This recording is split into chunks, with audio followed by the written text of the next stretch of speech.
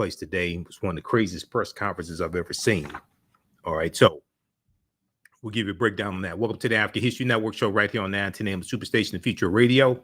I'm your host, Brother Michael Imhotep. It is Thursday, May 26th, 2022. And we are live. Calling numbers 313-778-7600. 313-778-7600 is the call-in number if you have a question or comment. Okay, so the press conference that took place today to give an update on the Uvalde, Texas school shooting was a crazy press conference. It contradicted some information that we have heard over the past couple of days. We're going to give you an update on the best that we know at this time. It's clear that some people don't know what they're doing when it comes to this case. It is very clear, and I'm going to tell you right now, this is going to cost Republicans greatly in the midterm elections.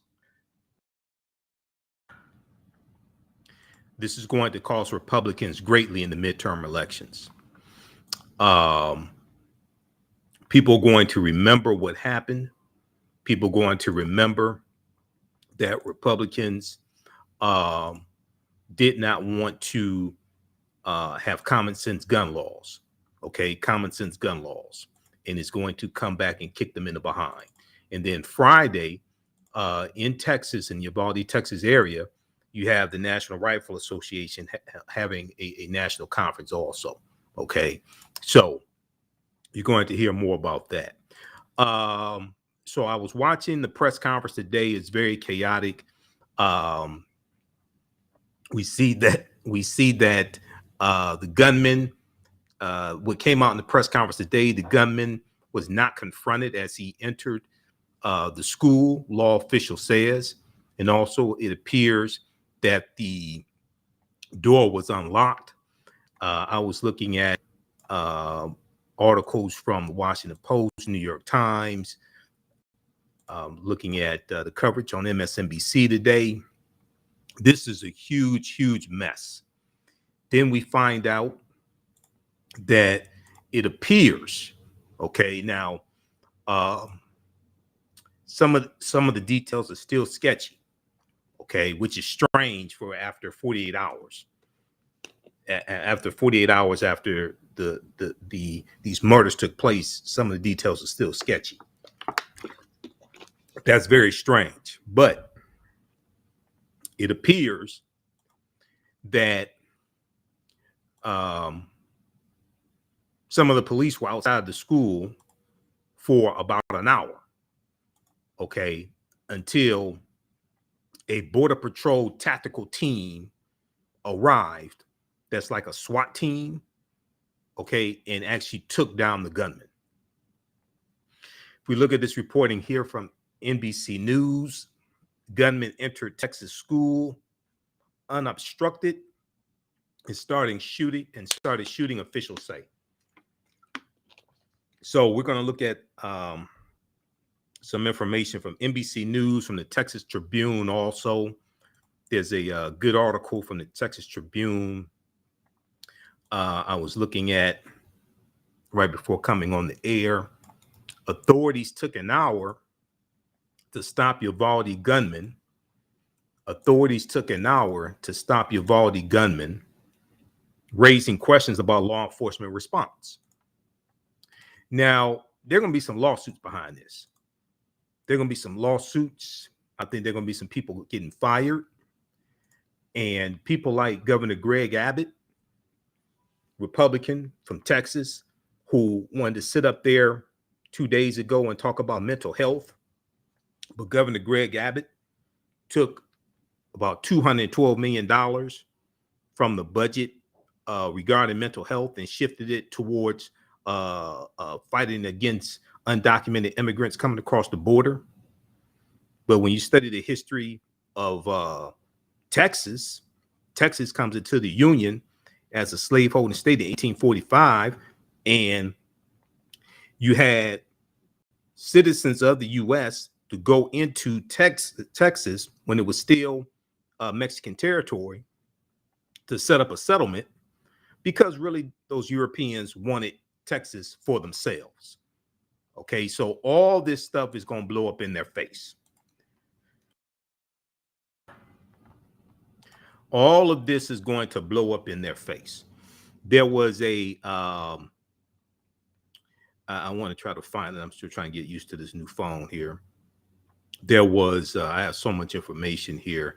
There was one dealing with Governor Greg Abbott. This one right here, NBC News. Abbott calls Texas school shooting a mental health issue, but cut state spending for it. Now, if this doesn't show you the importance of having competent, I didn't say perfect people. I'm just saying competent people. People with a decent heart, people who haven't sold out to the NRA, people who haven't sold their souls to the devil and don't care how many children get killed. Okay, if this doesn't show you the importance of having competent people in elected office, I don't know what will. Okay, if you look at this article, I'm gonna pull this one up here because I've been studying this all day and didn't get to. I was up most of the night doing working and doing research and getting ready for African Liberation Day this Saturday at Kibalan Village because I'm speaking there and working on a whole bunch of things.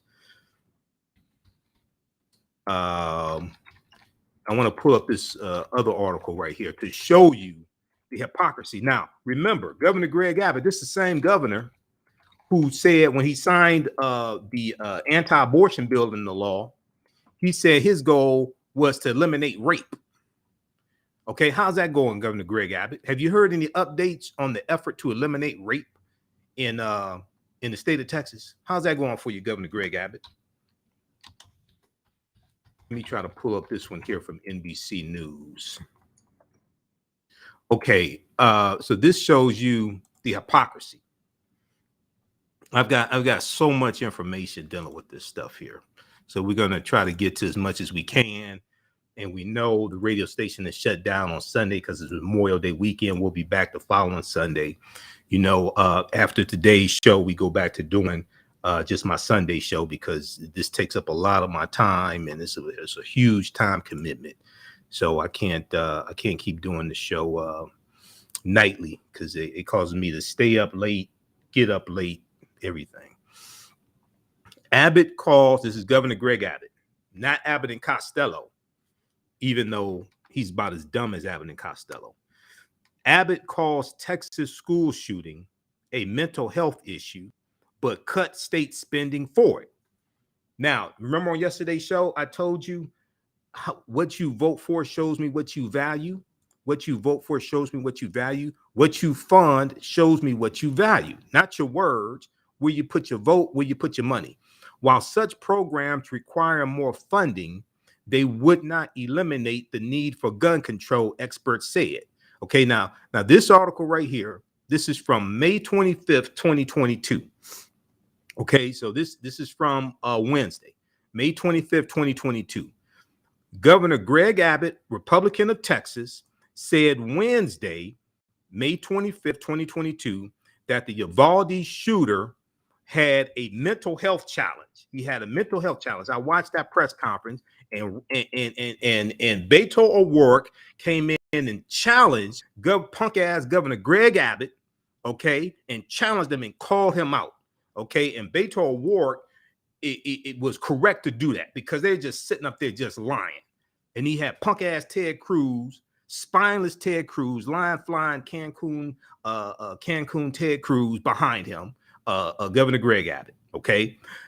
Governor Greg Abbott said Wednesday that the Uvalde school shooter had a mental health challenge and the state needed to do a better job with mental health.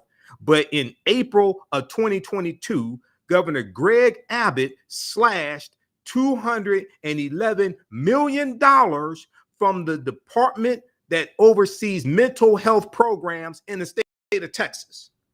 What you fund shows me what you value.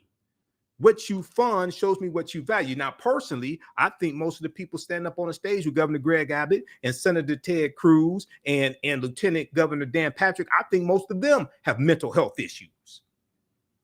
I think the majority of them need to be stripped of their guns. I think the majority of them have mental health issues. Now, in addition, Texas ranked last out of all 50 states in the District of Columbia for overall access to mental health care, according to a 2021 State of Mental Health in America report. This is how elections have consequences. This is what happens when you have spineless people like the Republicans in the state legislature in Texas, when you have a spineless governor, a weak governor who sold out to the NRA, when you have, even though he doesn't have control over the state legislature, Ted Cruz, what he votes for in the U.S. Senate brings resources to the state of Texas. How can Governor Greg Abbott sit up there, okay, and he's in a wheelchair, okay, not making fun of him in the wheelchair, okay, but how can he sit up there and talk about mental health issues, and we have to deal with mental health issues? He didn't say we have to deal with guns, okay? He said we have to deal with mental health issues, and he cut $211 million from the Texas department that oversees mental health programs, and Texas is ranked 50th out of 50 states and the District of Columbia for overall access to mental health care. What you fund shows me what you value, and this is why people like Governor Greg Abbott need to be voted out of office, as well as punk-ass Ted Cruz. Okay, we're past the break. Listen to the African History Network show. I'm Michael Imhotep. We'll be back in a few minutes. Stand by. Back from break in 4 minutes. How's everybody doing? All right, if you like this type of information, you can support the African History Network, $ the AHN show through Cash App, $ the AHN show through Cash App, also through PayPal, paypal.me/the AHN show. This helps us keep doing the research, stay on the air, keep broadcasting, pay some of the bills, all of that. Okay, we're going back to just doing the show Sunday nights, 9 p.m. to 11 p.m. Eastern Standard Time. I'll still do maybe 1 or 2 broadcasts throughout the week when I can. I'll still be on Roland Martin Unfiltered Friday, 6 p.m. to 8 p.m. I just can't. The radio station does not pay me to do radio. I was doing radio 6 days a week. Then it got cut down to 5 days a week, 9, 10. I can't keep doing that. It's way too much of a time commitment. And it doesn't generate the revenue that I need to be able to keep doing this. And I can't do it anymore. Stand by. Back from break in 3 minutes. You can still register for the online classes I teach on Saturdays and Sundays: Ancient Kemet, the Moors, and the Ma'afa. Understanding the transatlantic slave trade, what they didn't teach you in school.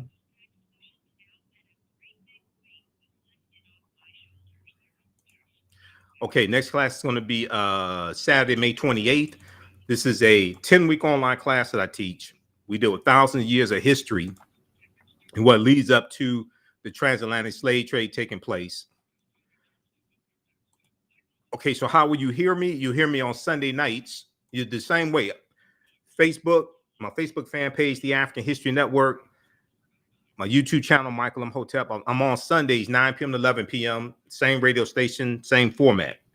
I was doing Sundays 9. I've been doing Sundays 9 p.m. to 11 p.m. for 6 years on 9:10 a.m. the Superstation WFDF here in Detroit.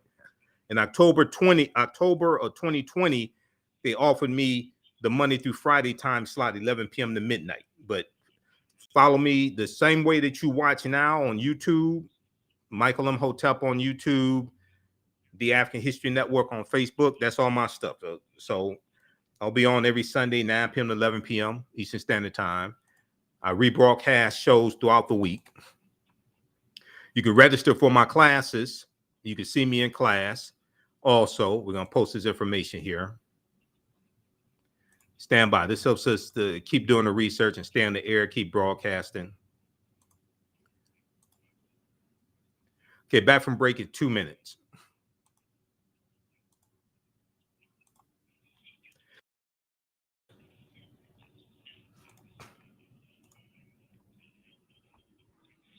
History Network show will do a current events and history and much, much more. I'm going to give you an update on what's going on. This is about self-preservation. We have to extinguish the fire of white supremacy. See, let's just have consequences. Catch it all right here on 910 AM Superstation.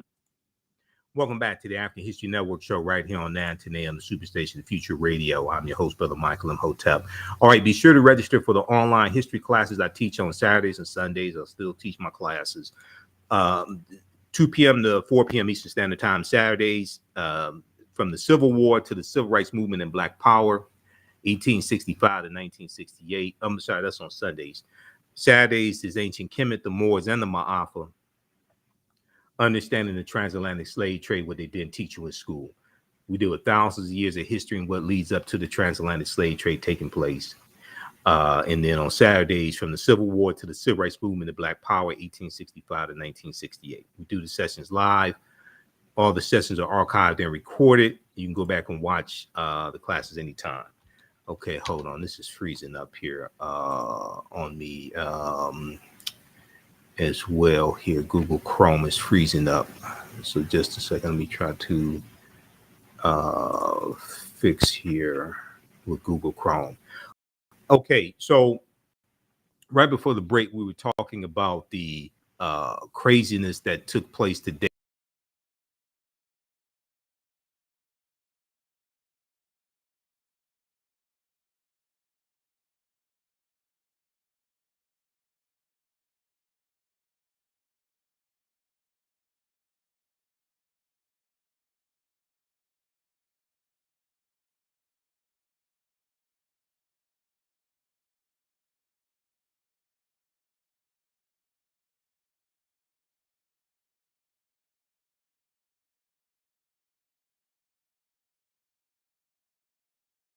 Facebook and YouTube. We should be back. Okay, so we're back on Facebook and YouTube. All right, so we were doing an update on what took place at the press conference today.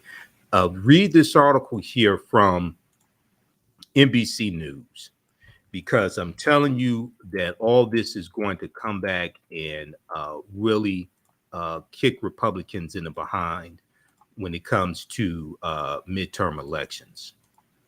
November 2022. Abbott calls Texas school shooting a mental health issue, but cut state spending for it. All right. If we look at this piece here from the Texas Tribune that came out today, authorities took an hour to stop Uvalde gunman, raising questions about law enforcement response. We're going to clip one for NBC Nightly News here in just a second, Shakita. So cue that up, please. Authorities took an hour to stop Uvalde gunman, raising questions about law enforcement response. Now, officials clarified the timeline of the shooting on Thursday after giving varying accounts. They refused to answer many questions about the tactics. Once again, I watched the press conference live today. I've seen numerous. I've been doing radio 12 years. This is probably one of the worst press conferences that I've seen, especially one following a mass murder. Okay, I've never seen a press conference as incompetent as this today. A gunman who killed 19 children and 2 teachers at a South Texas elementary school walked unopposed onto school grounds, state law enforcement officials said Thursday. And once he was inside, it took police an hour to stop him. Now, this is from the Texas Tribune reporting this. Okay, this is different than what we got at the press conference that Governor Greg Abbott held on Tuesday while he was surrounded by law enforcement, praising law enforcement. Okay, I'm not trying to demean law enforcement, but it's like, wait a second, hold on. You know, we're finding out, wait a second, this is not what you originally told us. In the days after the massacre at Robb Elementary School in Uvalde, Texas, officials with the Texas Department of Public Safety said the shooter encountered a police officer And the shooter encountered a police officer employed by the school district before charging through a back door and gave conflicting accounts about whether the officer fired at the gunman. Okay, the story keeps changing. So it's like, okay, when the story keeps changing like this, and you all are law enforcement professionals and you trained in how to do investigations and things like this, and I'm not trying to indict all of them, but something's wrong. 48 hours after the mass murder, and we still have more questions than answers. Something's wrong. Agency officials now say there was no police officer on campus when the shooter first arrived, but did not explain why they first believed there was. Now, see, the story is different than when Governor Greg Abbott was sitting there flanked by law enforcement on stage, and Beto O'Rourke, rightfully so, Beto O'Rourke came in and basically called them liars. He basically called them liars and frauds. Now, the gunman crashed a truck in a ditch near the school at 11:28 a.m., fired at two passerby on the street, and then entered the school 12 minutes later. Through a back door. Police arrived, DPS officials said Thursday. Okay, the gunman crashed the he stole the truck from his grandmother. Okay, he shot it first of all. He shot his grandmother in the face. His grandmother survived. His grandmother went to a neighbor's house and the neighbor helped her. Okay, the gunman crashed a truck in a ditch near the school at 11:28 a.m. Fired at two passerby. Two people passing by on the street, then entered the school 12 minutes later through a back door before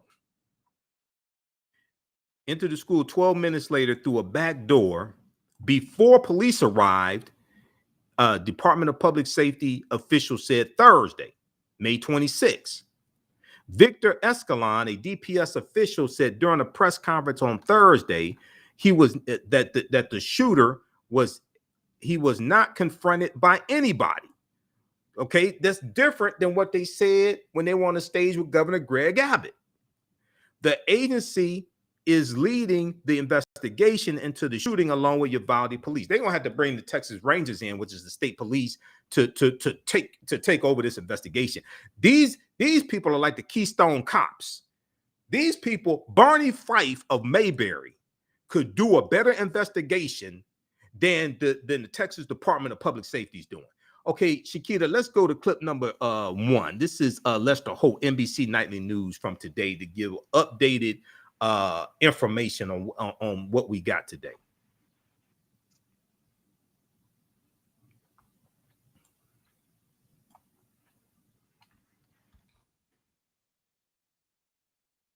Uvalde, Texas. Good evening from Uvalde, where the memorial behind me is growing tonight, and so are the questions. Questions and anger over the response by law enforcement after a gunman walked into a school, locked himself inside a classroom, and carried out the unthinkable. Today, police confirmed that the school door appears to have been unlocked, that there was no school safety officer present, and that it took a full hour for law enforcement tactical teams to arrive at that classroom to end the siege. Parents and relatives like 10-year-old Jackie Cesar's uncle outraged at the response. He told me Jackie's father tried to go into the school himself. There's all this police presence, but then he's telling them, let me in, and there's all of it. He said about 20 of them were just standing there. Today was supposed to be the last day of school at Robb Elementary. Families instead are planning funerals for the 19 children and 2 teachers who were killed. The White House announced that President Biden and Dr. Jill Biden will come here on Sunday. Tonight, our teams are covering every part of the story, and we'll hear from parents grappling for meaning beneath crushing heartache. But we began with Tom Yamas and new details of how this massacre unfolded. Tonight, Texas police facing reporters from around the world trying to clarify the timeline of Tuesday's massacre, but their answers raising even more questions. We're still grabbing a lot of information. Authorities say the gunman crashed his grandmother's truck at 11:28 a.m. Witnesses report seeing him carrying a long gun in a bag. He fired at two people outside of a funeral home across the street before heading to the elementary school. At 11:30. Okay, pause it right there. Just back it up about 20, 30 seconds. This is great reporting from Tom Yamas for NBC Nightly News. He asked a critical question today at the press conference. I'm telling you, I was sitting there watching the press conference, and I'm like, okay, I had more questions after the press conference than I had before the press conference was started. You listen to the African History Network show. I'm Michael Imhotep. We'll be back in a few minutes. All right, stand by, everybody. Okay, yeah, hit the like button, give us a star, give us a like. Not stars. I turned the stars off because I couldn't sync the stars with my bank account. So it's like maybe $40, $50 there, something in stars. I can't figure out how to get the money transferred over. But give us a heart, give us a like on this broadcast. Share this broadcast on your social media platforms. Invite your friends to tune in also. Who still needs to register for the 10-week online classes I teach on Saturdays and Sundays? Saturdays is Ancient Kemet, the Moors, and the Ma'afa. Understanding the transatlantic slave trade, what they didn't teach you in school. We deal with thousands of years of history and what leads up to the transatlantic slave trade taking place.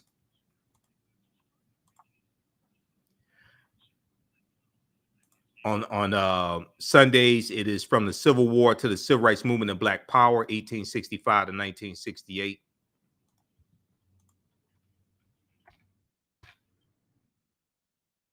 So we do the sessions live. All the sessions are archived and recorded. You can go back and watch it anytime. Also, in the thread of the broadcast, we have the information there to register for the classes. As soon as you register, there's bonus content. You can watch the class we did last week. There's content that you can start watching. Stand by. Bathroom break in 2 minutes. So even after a year or 2 years, you'll still have access to the full class. So even after class is over with, you'll still have access to the full class. You can go back and watch it anytime.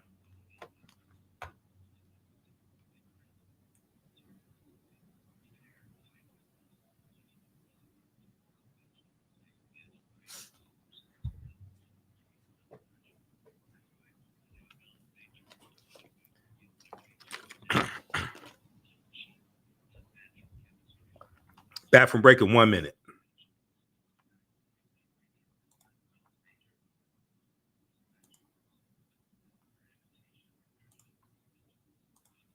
Bathroom break in 1 minute.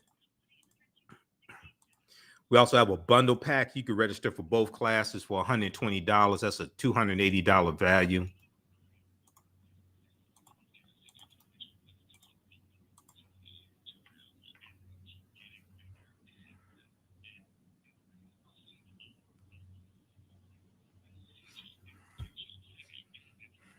Bathroom break in 1 minute.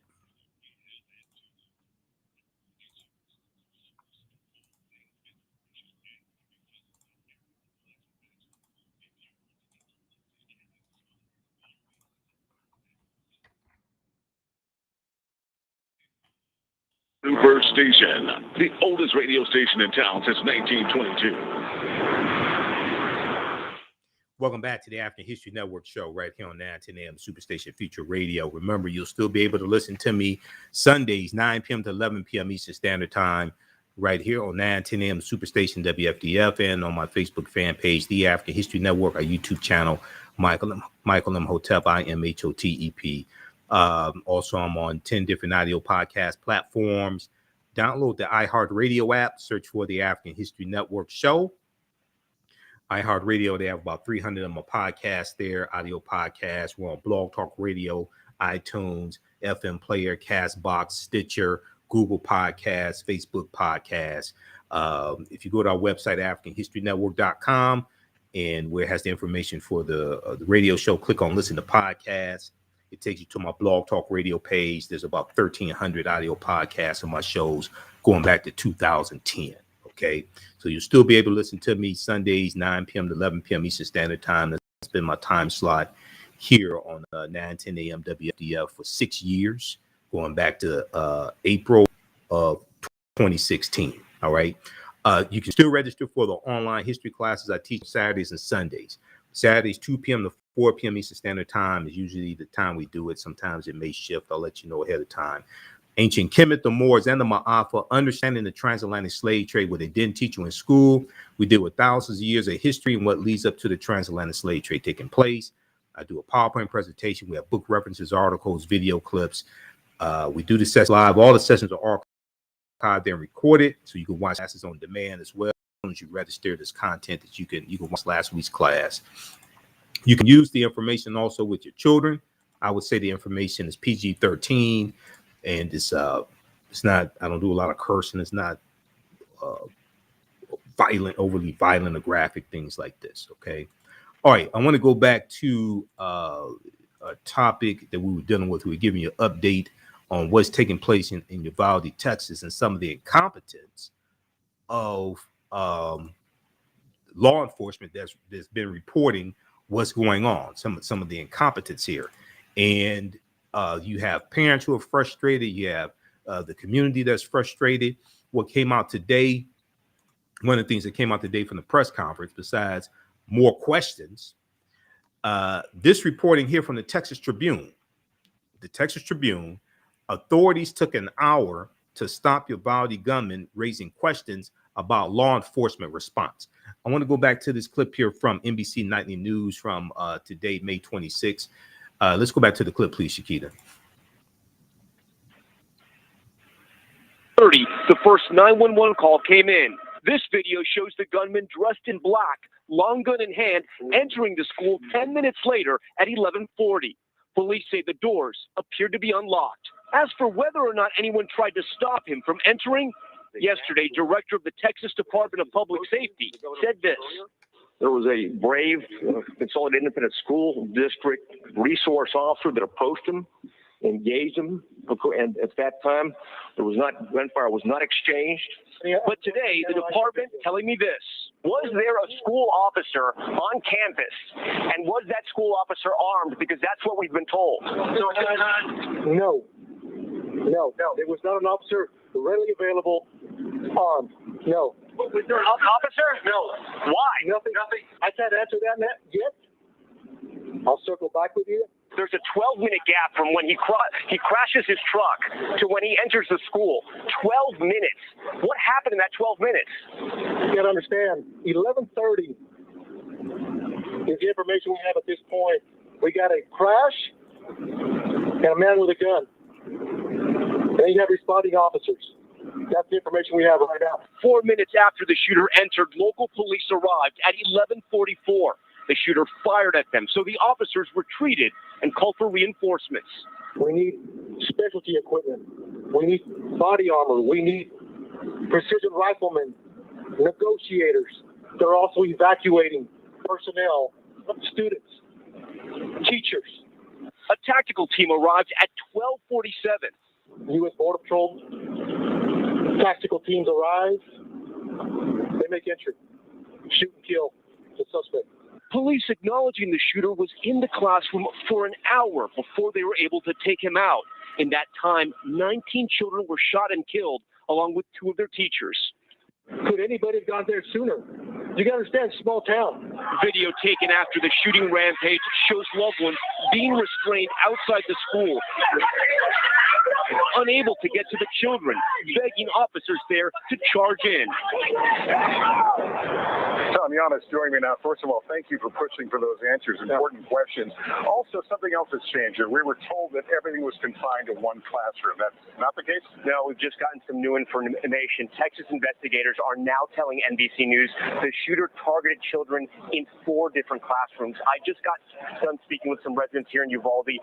They're very upset. They're upset about what happened here. They're They're upset with discrepancies with police. They're upset about this timeline. They just told me they're not sure who to believe now. All right, Tom, thank you very much. Justice correspondent Pete Williams joins me now. And Pete, ever since the shooting at Columbine High School, police have typically sought to engage campus gunmen quickly to go to the threat, as we've heard. What happened here?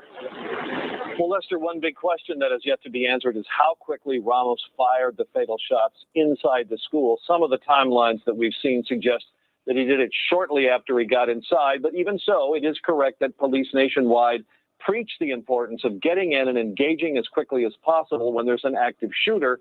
Law enforcement officials say Ramos was shooting at the police through classroom walls with his high-powered rifle. It may be that because they couldn't see him, they couldn't shoot back.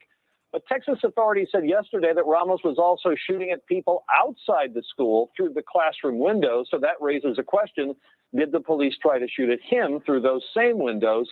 Many police officers I've talked to are surprised at how long this took, Lester. All right, Pete Williams, thank you. Now the stories of survival from some of those All inside right, Robb pause it right Elementary. there. Pause it right there, Shakita. Thank you. Okay, so, I mean, once again, the press conference today, I watched the whole thing. When I went back and watched it twice, it didn't make any sense either time I watched it. I read articles about it. So this one right here from NBC News, and I was reading the articles from the New York Times. I was reading the articles from the Washington Post. I'm going to show you the live updates from the Washington Post here in just a second. And I just posted this timeline that they mentioned here because I took some screenshots from MSNBC today. And I want to show you this timeline here because once again, this contradicts. So the press conference was yesterday. I guess the press conference was on Wednesday that Governor Greg Abbott had. Yeah, it was on Wednesday because that's when Beto O'Rourke interrupted him. It was Wednesday. Okay, so if we look at, let me try to pull this up here. Okay, this is updated timeline, and I want to show you what they just announced here, so you can get a visual on this. Okay, right here. So this Texas school massacre updated timeline. Okay, let's try to pull this up.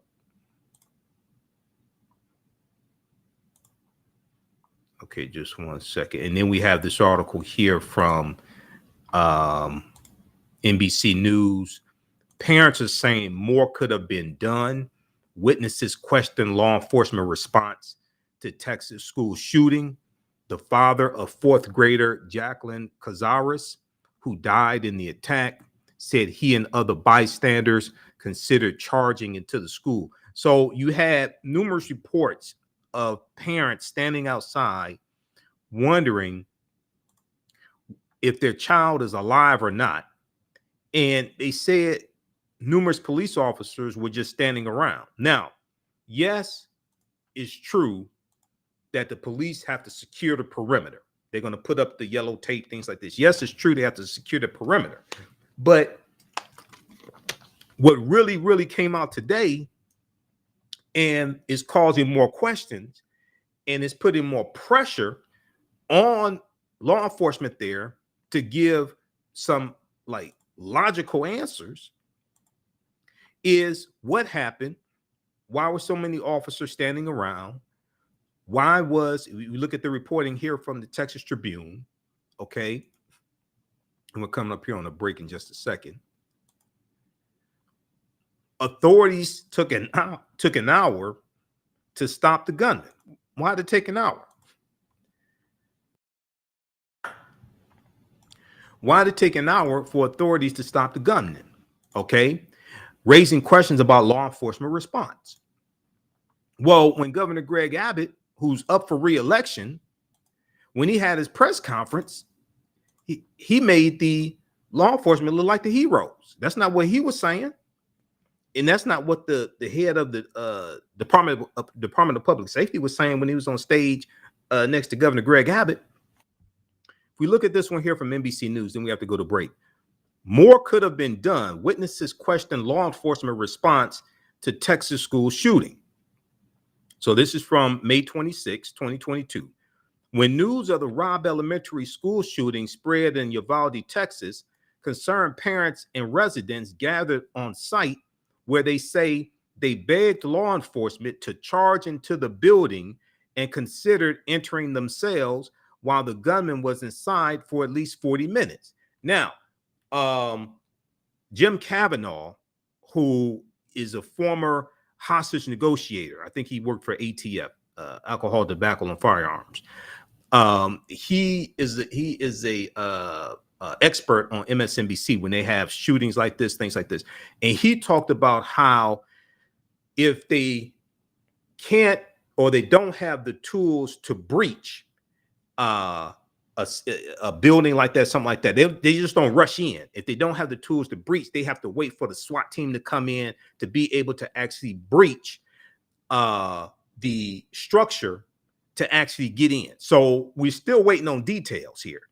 All right. But it was a Border Patrol tactical team that was the equivalent to like a SWAT team. They were the ones that actually took them down. Okay. It wasn't from the updated information we're getting, it wasn't a Uvalde police officer. It was the specialized Border Patrol team that arrived and took him down. Since Tuesday's massacre, which left 19 children and 2 teachers dead, conflicting narratives have emerged about the law enforcement response. We'll continue this on the other side of the break. You listen to the African History Network show. I'm Michael Imhotep. We'll be back in a few minutes. Stand by. Back from break in 4 minutes.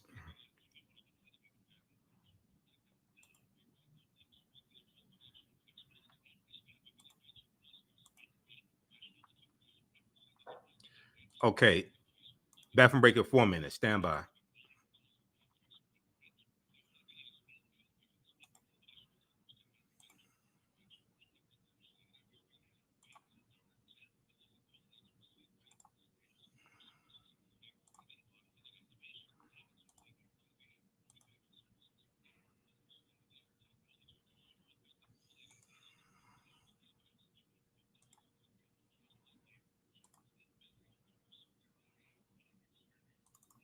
How's everybody doing? Share this broadcasting and social media platforms. Invite your friends to tune in. Stand by. Give us a thumbs up. Give us a heart. Give us a like.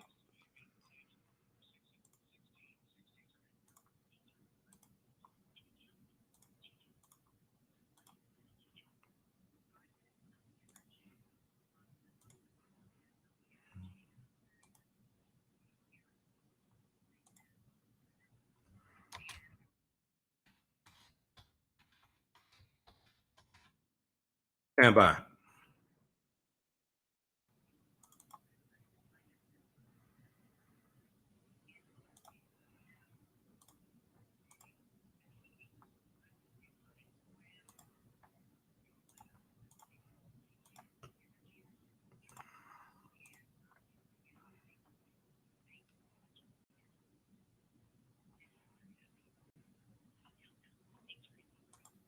Back from break in 2 minutes.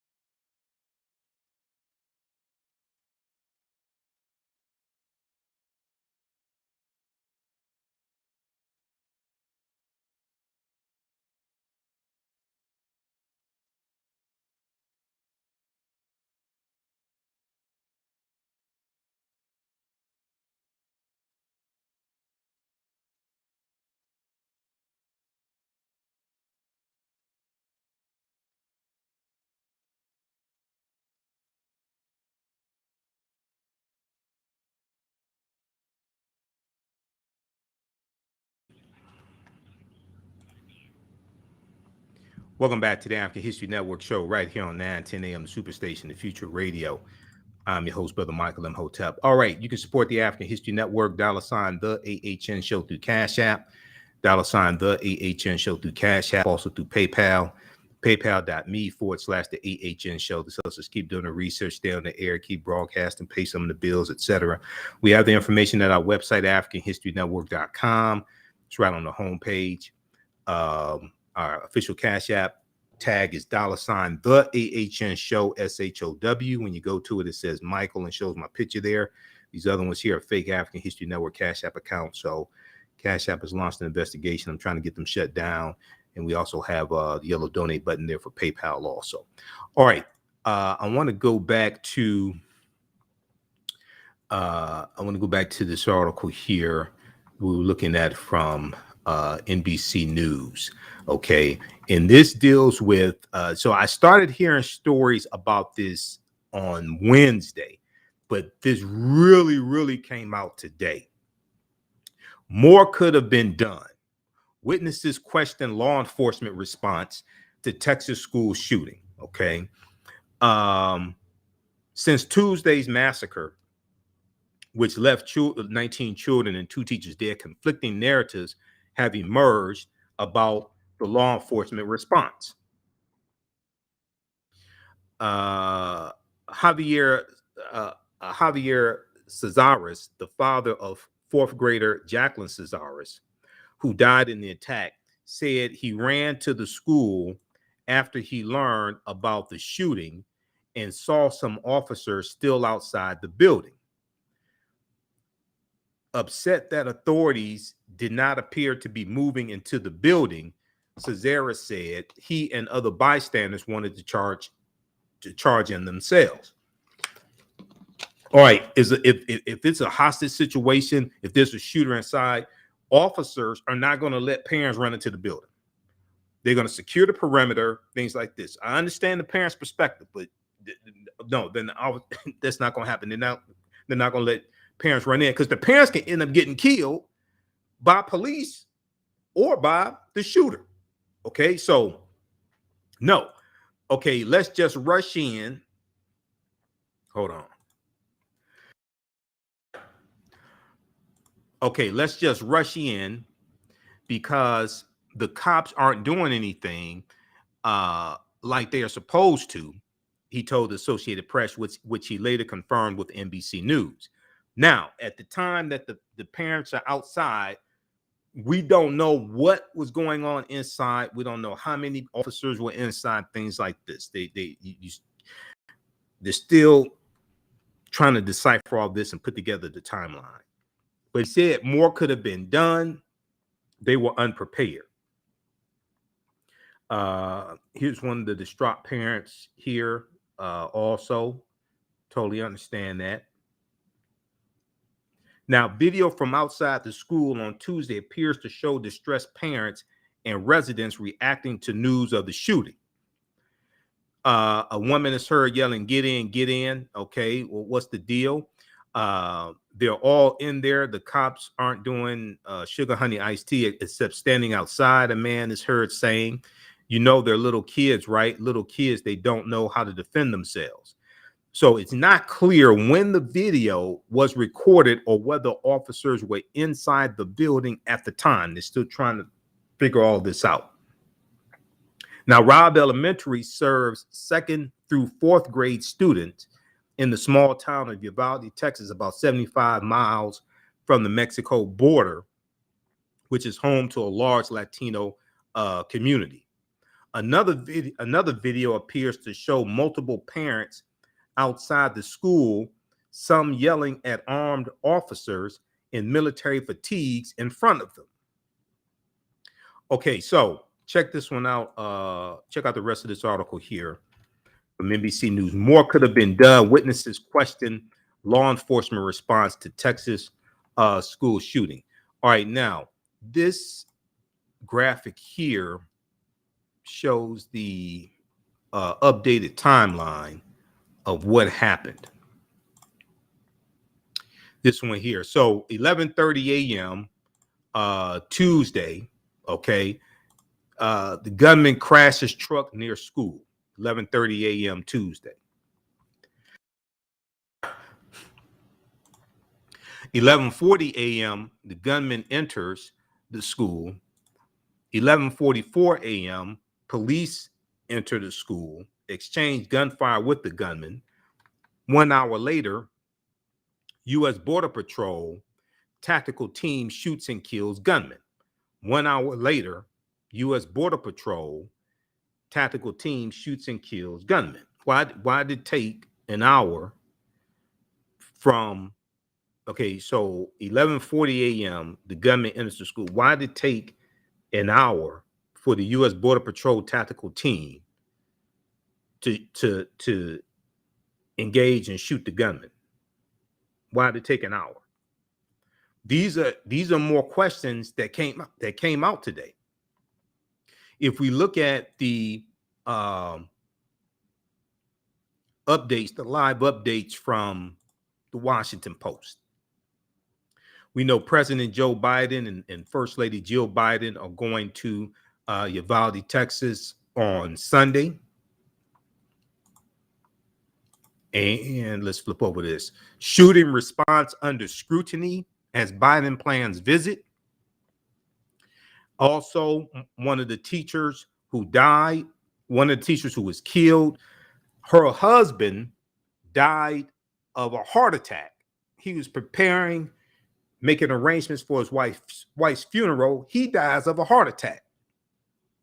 They leave behind their children, surviving children.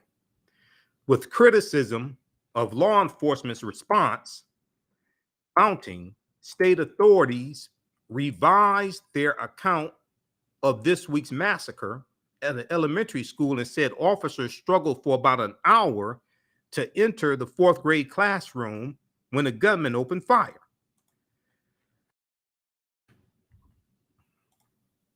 Okay, so the shooter was not confronted. Hello? The shooter was not confronted by anybody. The shooter was not confronted by anybody as he walked into Robb Elementary School. A regional director of the Texas Department of Public Safety said at a news conference Thursday, contradicting officials' earlier statements that an officer engaged the shooter beforehand. They said it was like a school resource officer that was there and engaged the shooter. That's not what happened. All right. Okay, those watching on Facebook and YouTube, keep watching for a few more minutes. We're going to keep going. Those on 910 AM Superstation WFDF, we're out of time here. You can listen to me still on Sundays, 9 p.m. to 11 p.m. Eastern Standard Time, right here on 910 AM Superstation WFDF. So this is our last show, last daily show. I'm going back to Sundays, 9 p.m. to 11 p.m. Eastern Standard Time. Follow me on our Facebook fan page, The African History Network, my YouTube channel, Michael Imhotep. I still teach my online classes. I'll still be on Roland Martin Unfiltered on Sundays, on Fridays. I'm sorry, on Fridays, 6 p.m. to 8 p.m. Eastern Standard Time. So you can check me out there. All right. Shakita, thanks for all the support. Thanks for the help. I'll see you when I come back to the radio station. I haven't been to the station since April, I think, 2020, since they had us broadcasting from home because of COVID. So I'll see you sometime when I come out to the station as well. Right now, it's correct wrong. Also, Al-Kibalan Village, Saturday, May 29th for African Liberation Day, 11 a.m. to 5 p.m., 7701 Harper Avenue. I'll be there. I'll be a vendor and I'll be speaking also. Visit AfricanHistoryNetwork.com for more information. Right now, it's correct wrong behavior. It's not over till we win. Wakanda forever. We'll talk to you next time. Peace. Okay. All right. Let's look at this here. There was a clip I wanted to show you also. I can get a chance to do it. And get a chance to send it to the radio station. Let me pull this up. I want to go back to this updated. So this is the updated timeline that we got today of what transpired. This is the updated timeline we got today. Let me queue up this clip here. Just a second. See which one I want to go to.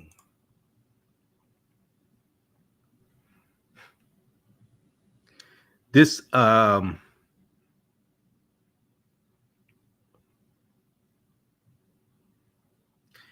Texas officials give timeline of school shooting. I want to go to this because the official contradicted himself in this. This is about a 5-minute clip. We'll pull that up.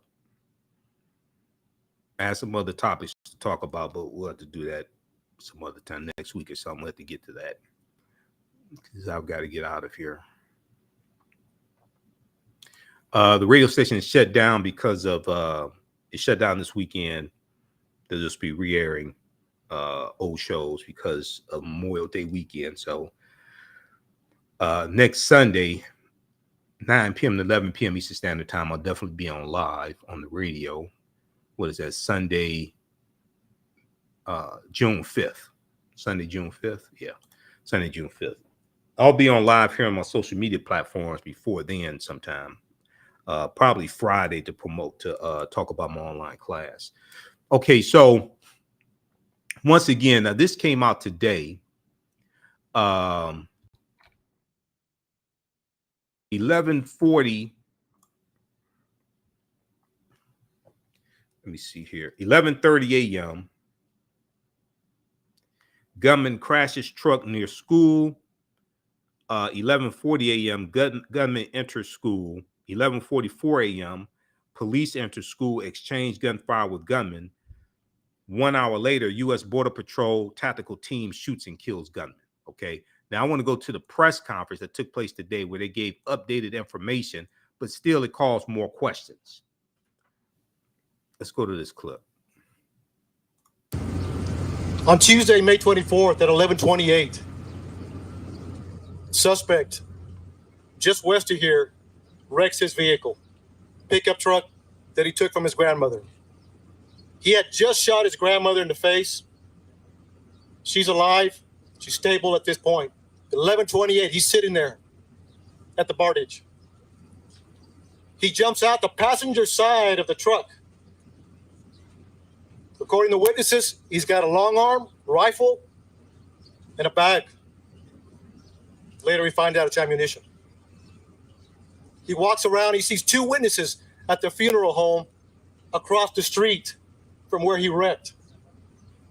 He engages and fires towards them. He continues walking. He continues walking towards the school. He climbs a fence. Now he's in the parking lot, shooting at the school multiple times. 11:40, he walks into the west side of Robb Elementary.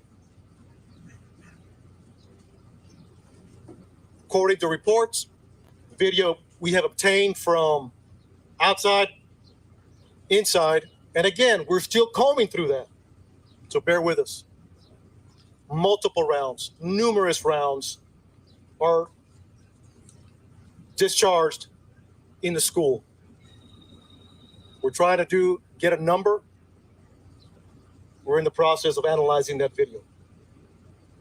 4 minutes later, local police departments, Uvalde Police Department, the Independent School District Police Department are inside, making entry. They hear gunfire, they take rounds, they move back, get cover.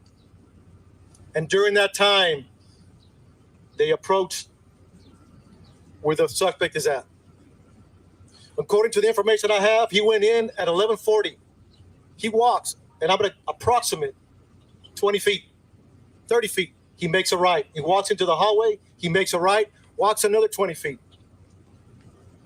Turns left into a schoolroom, into a classroom that has doors open in the middle.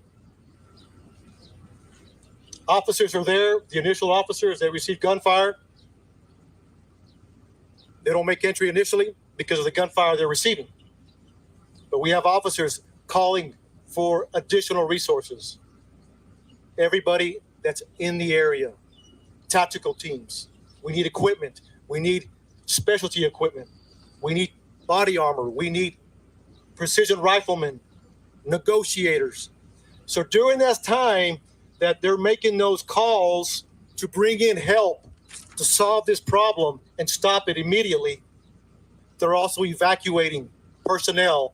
When I say personnel, students, teachers. There's a lot going on. A lot complex situation. They're measuring. Approximately an hour later, U.S. Border Patrol tactical teams arrive. They make entry, shoot and kill the suspect. But you also had a Zavala County deputy and Uvalde Police Department that made entry and killed the suspect. Immediately. I want to back that up just a second. Numerous officers and Uvalde U.S. Border Patrol Let me back that up. tactical teams are also evacuating personnel. When I say personnel, students, teachers. There's a lot going on. A lot complex situation. They're measuring. Approximately an hour later, U.S. Border Patrol tactical teams arrive. They make entry, shoot and kill the suspect. But you also had a Zavala County deputy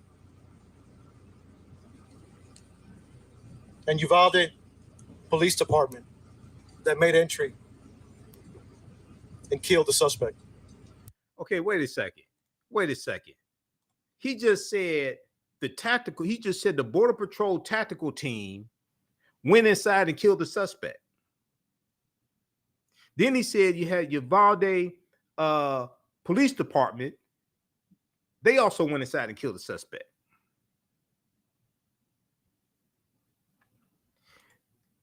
Look at this timeline here. See, this is one of the worst press conferences I've ever seen. 1 hour later, U.S. Border Patrol tactical team shoots and kills gunman. Let me back this up. I was sitting there watching the press conference live today. I said, what the hell is this? U.S. Border Patrol tactical teams arrive. They make entry, shoot and kill the suspect. But you also had a Zavala County deputy and Uvalde Police Department and the police department that made entry and killed the suspect. Now, which one is it?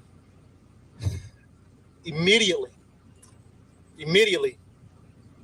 numerous officers. Now it turns into a rescue operation. How do we save these children? Now, let me back this up again. Teachers. There's a lot going on. A lot complex situation. They're measuring. Approximately an hour later, U.S. Border Patrol tactical teams arrive. They make entry, shoot and kill the suspect. Tactical team arrived. But you also had and shoot and kill the suspect. A Zavala County deputy and Uvalde Police Department that made entry and killed the suspect. How many shots did the suspect have? How many times was the suspect shot? You got the Border Patrol tactical team, which is like the equivalent to SWAT. They shoot and kill the suspect. Then you had a deputy who shot and killed the suspect, and they had the police department that shot and killed the suspect. How many bullets did the suspect have in them? If it took the tactical team an hour to get in there and shoot the suspect, then why did the police and the deputy were already on the site? Why didn't the police and the deputy kill the suspect? I was watching this today. This made no damn sense whatsoever. I was watching this today. This made absolutely no sense whatsoever. And this graphic here from MSNBC, this came after the press conference.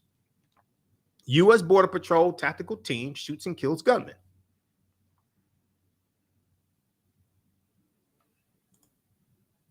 Let's go back to this clip here. Immediately, numerous officers. Now it turns into a rescue operation. How do we save these children? How do we save these children? Some made it out. We don't have a hard number yet, but that was a goal. And then continuing, making the area safe, continued. It's a lot of moving parts afterwards. During, they were taking gunfire, negotiations, and developing a team to make entry, stop them.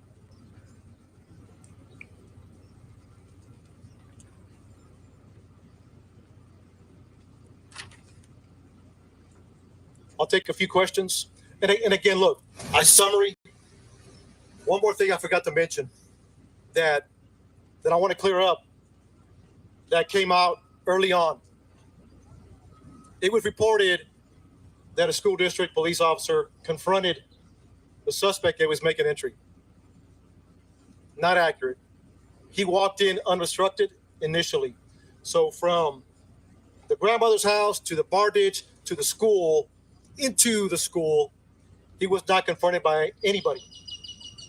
To clear the record on that. 4 minutes later, law enforcement are coming in to solve this problem. So, Director, how is he able to take access? So, just want to clear that up. That's very important. And again, this will happen as we move forward. So, thank you. I'll take a few questions. Okay, so how did he enter unobstructed? That's not what they said at the press conference with Governor Abbott on Wednesday. That's not what they said on Wednesday. How did they get it so wrong? Let me go back to this clip here. Hold on. What happened? Ready to style in just one.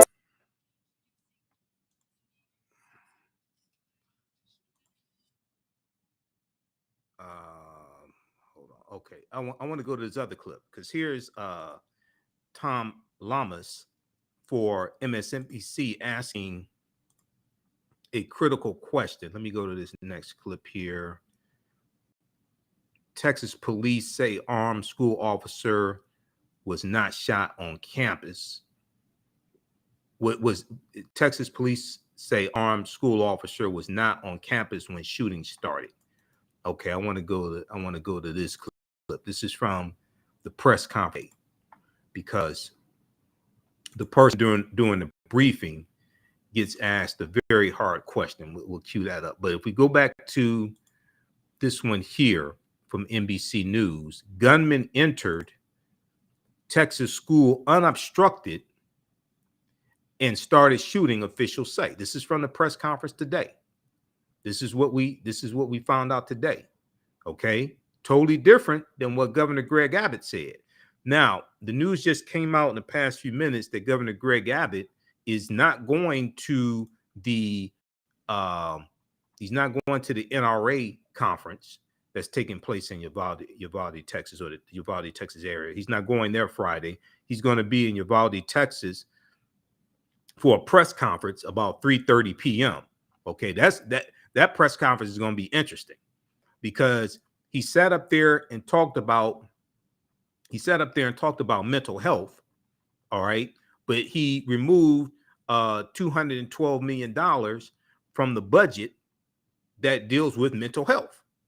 Okay, so this right here.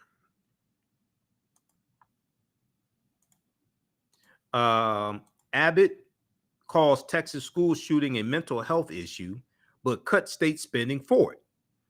Okay, where you spend your money shows me what you value. Okay, where you spend your money shows me what you value. Governor Greg Abbott, governor of Texas, said Wednesday, May 25th, during the press conference that he held there on stage, that the Uvalde school shooter had a mental health challenge. Now, I don't know how to determine that. Which psychologist did you talk to? How did you all determine that he had a mental health challenge? Okay. And what was his mental health challenge diagnosis? All right. Now we know there's an article from Washington Post talking about how he was the victim of being bullied, but the Governor Greg Abbott said that the shooter had a mental health challenge. How did you come to that conclusion? Which psychologist or psychiatrist did you talk to? What was the mental health challenge diagnosis? And the state needed, he said the state needed to, quote, do a better job with mental health. I agree, because you last in the country when it comes to mental health. Yet in April of 2022, the same Governor Greg Abbott cut $211 million from the department that oversees mental health programs for the state of Texas. This is why he and other Republicans like him have to be voted out of office. In addition, Texas ranked last out of all 50 states. Now, a few months ago, when it came out that California was number one for gun sales, Governor Greg Abbott tweeted, "Come on, Texas, we need to be number one in gun sales.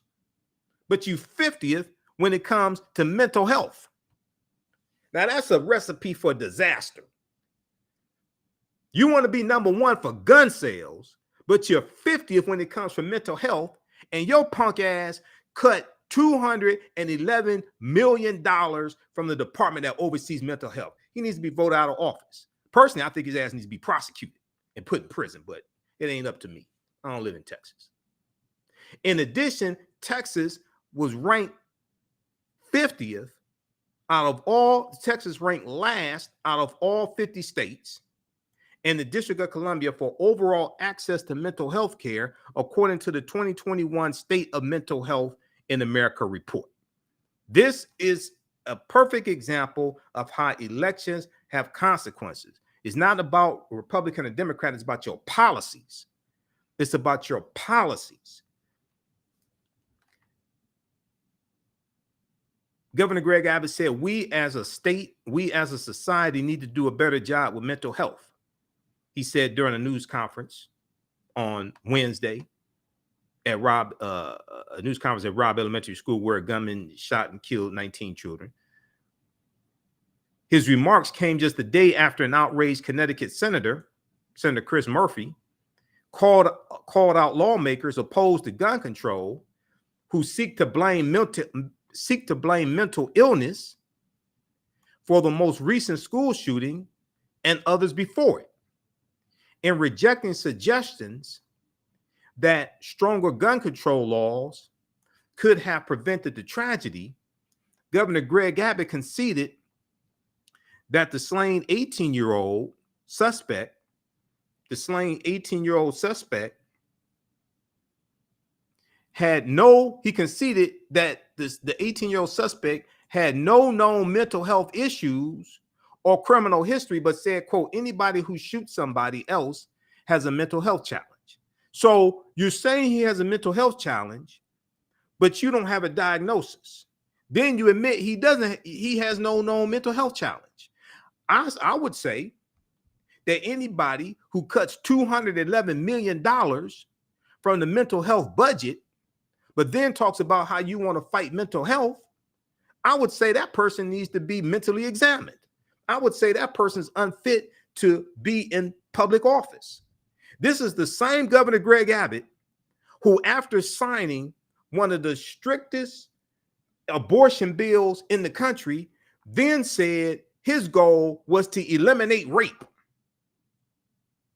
Governor Greg Abbott said his goal is to eliminate rape in the state of Texas. How's that going?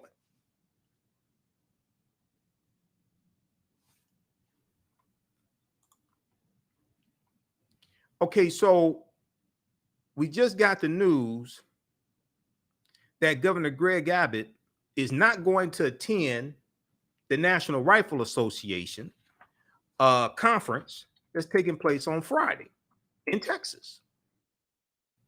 the Fort Worth Star Telegram has this article here. I just got the update. Let's go to this here. Okay, Fort Worth Star Telegram.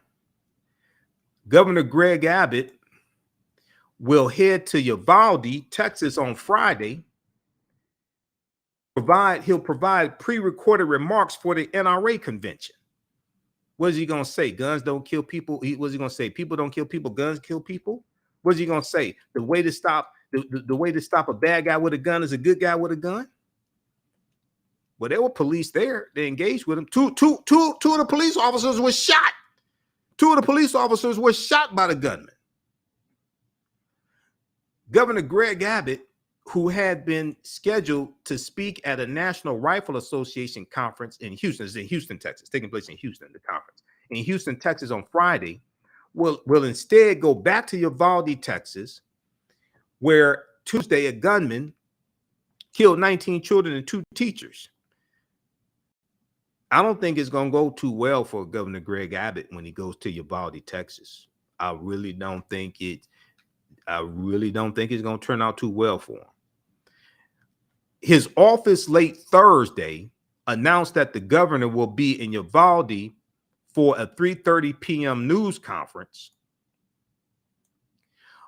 on state efforts to support the community. Really? How much more money are you going to talk about that you cut from the budget to redirect it to the border and fighting against undocumented immigrants? How much more money are you going to talk about you cut from the budget? I bet you those parents of those dead children going to be there. They're going to give him hell. Before that, he'll attend a briefing with state agencies, local officials, and community members. Governor Greg Abbott will provide pre-recorded remarks for the National Rifle Association event, spokesperson Renee Ez confirmed in a text message. Trader-in-Chief Benedict Donald and spineless Senator Ted Cruz are scheduled to speak at the National Rifle Association conference in the afternoon forum. Senator John Cornyn, the senior senator from Texas, had been scheduled as well, but in a statement, his office said Senator Cornyn had an unexpected schedule change that the NRA was informed of prior to the shooting and would not be attending. Beto O'Rourke, who's running for governor, hopefully Beto wins the governorship of Texas and will kick Governor Greg Abbott out of office. Beto O'Rourke, Governor Greg Abbott's opponent in the November general election, had previously called for Governor Greg Abbott to skip the convention. The convention began Thursday afternoon. Okay, so read the rest of this here. So Governor Greg Abbott will head to Uvalde, Texas on Friday. He's going to provide pre-recorded remarks for the NRA convention. That press conference on Friday, that's going to be must-see TV. I'm telling you right now, there's going to be so many. Oh, also the other thing is there's going to be a lot of protesters outside of the NRA convention. Okay, there are going to be a lot of protesters outside of the NRA convention also. Okay, that's the other thing. Okay, there are going to be a lot of protesters outside of the NRA convention. And I guarantee you there are going to be a lot of protesters who will be protesting Governor Greg Abbott coming to Uvalde, Texas. Now, let me see here. We're only going to be here for a couple more minutes. There was this clip here that I wanted to get to. Let's cue this back up because Tom Lamas asked I think it's Tom Lamas for NBC News and MSNBC. He asked a very important question today. Let's go to that clip. Where is that? Hold on.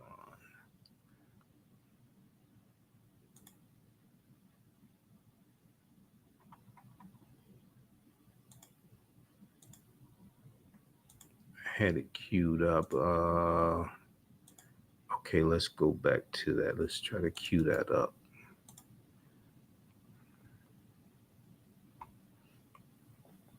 Okay, this one right here.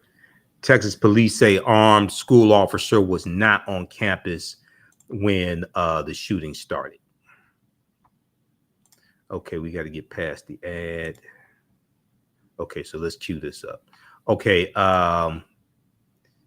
during a news conference, officials from the Texas Department of Public Safety contradicted earlier statements that an armed school officer was at Robb Elementary School when the shooting began. This information comes amid heavy scrutiny of police response to the attack. This is from the press conference today, May 26th. Okay, let's go back to, come on.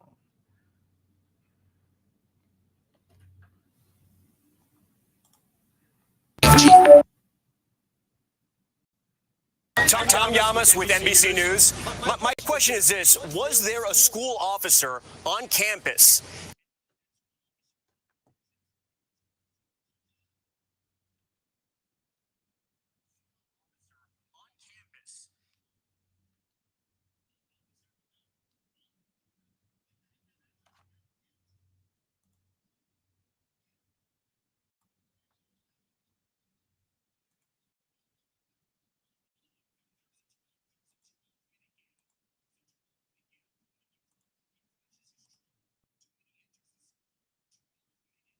Okay, I want to back this up. Let's start this from the beginning.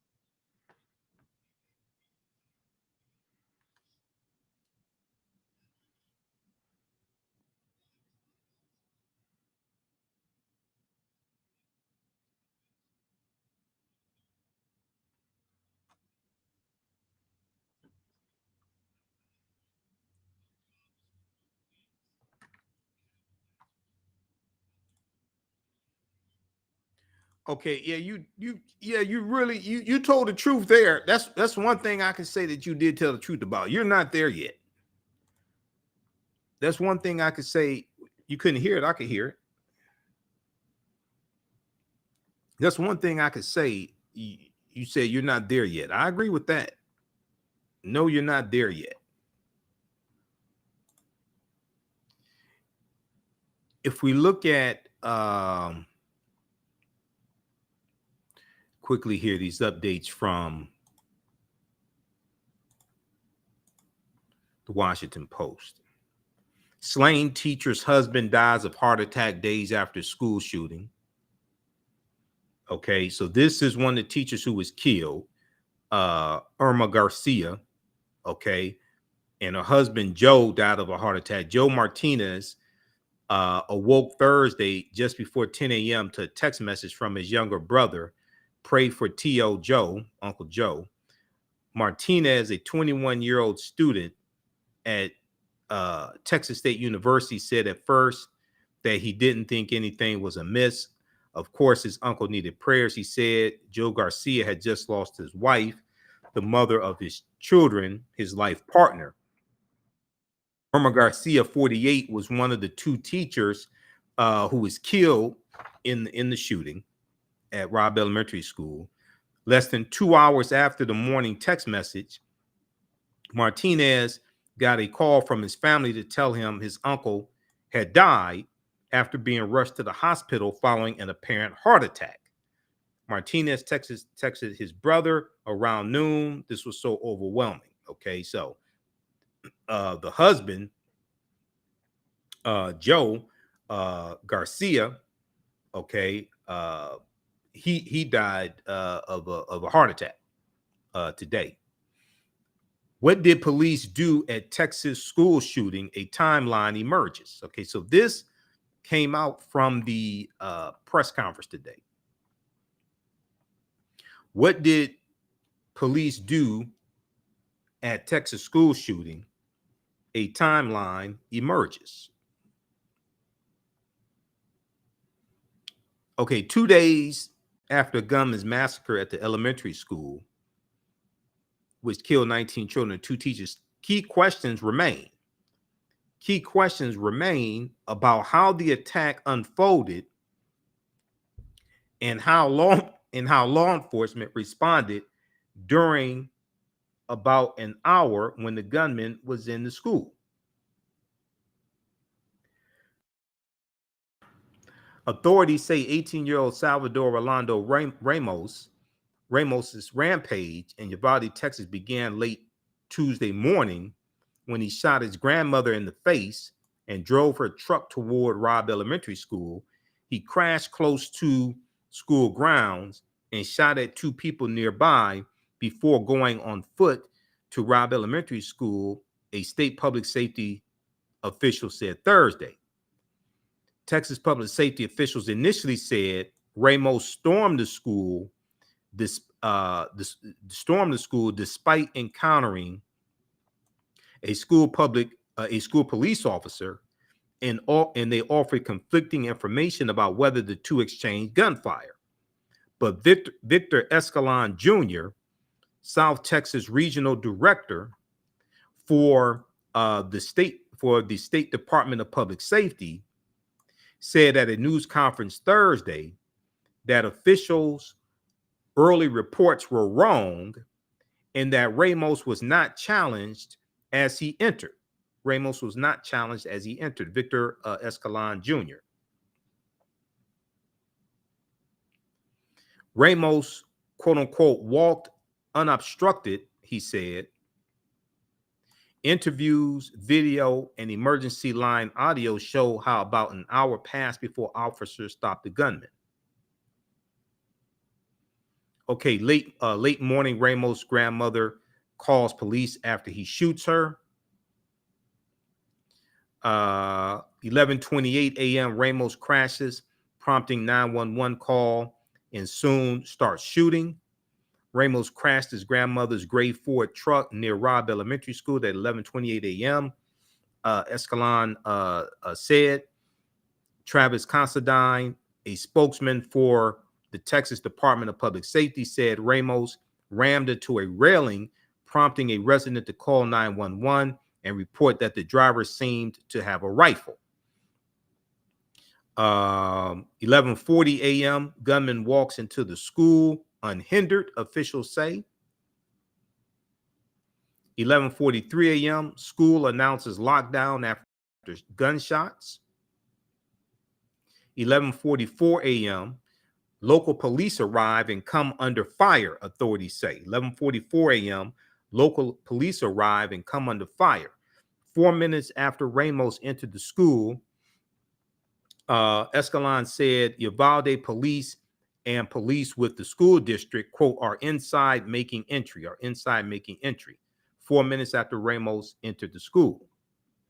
He said they hear gunfire, they take rounds, they move back, get cover.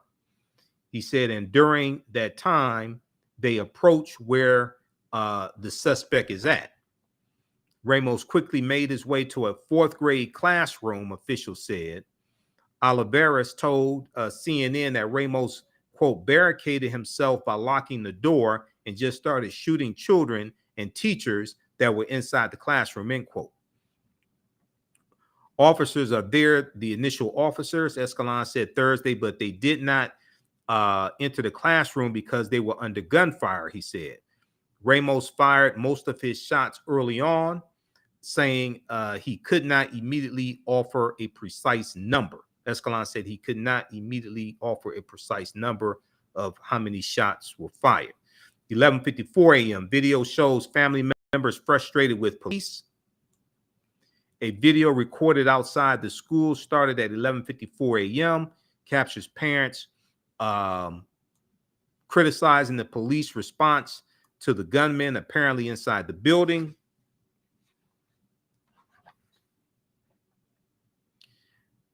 By 12 p.m., video showed children running away from the school. 12:23 p.m., scene remains active, police say. In a Facebook update timestamp 12:23 p.m., the Uvalde Police Department asked parents to pick students up at SSGT Willie De Leon Civic Center, about a 5-minute drive from the elementary school, and said the shooting scene was still active. The Uvalde School District wrote on Facebook at 12:30 p.m. that students were being taken to the Civic Center for reunification. 12:51 p.m., shots fired. 12:51 p.m., shots fired. Speaking over emergency medical services audio reviewed by the Washington Post, someone on the public channel reported shots fired at 12:51 p.m. 1:06 p.m., police say they have stopped Ramos. The Uvalde Police Department wrote on Facebook, update at 1:06 p.m., shooter is in police custody. Law enforcement fatally shot Ramos, officials said.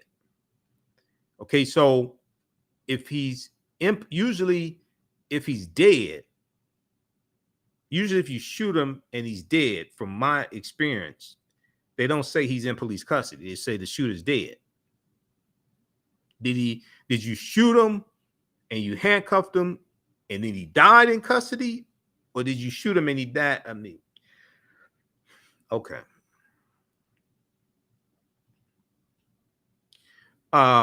So read this here. This gives a updated timeline. This is live updates from the Washington Post.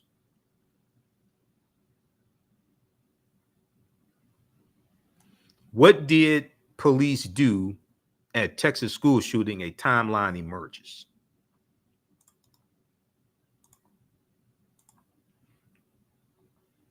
All right, now,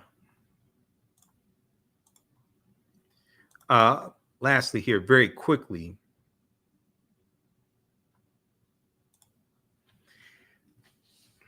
today in the Senate blocked the Domestic Terrorism Prevention Act. We talked about this last week when it passed the House of Representatives by a vote of 222 to 203. The bill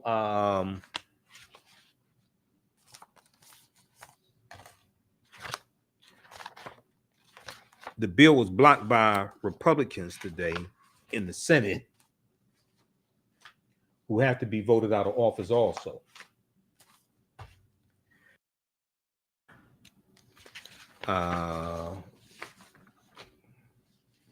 Where is that? Right here. Okay, so if we look at this one quickly, let me pull this up. CNBC has an article on this, as well as CNBC has an article I posted on our Facebook fan page, The African History Network.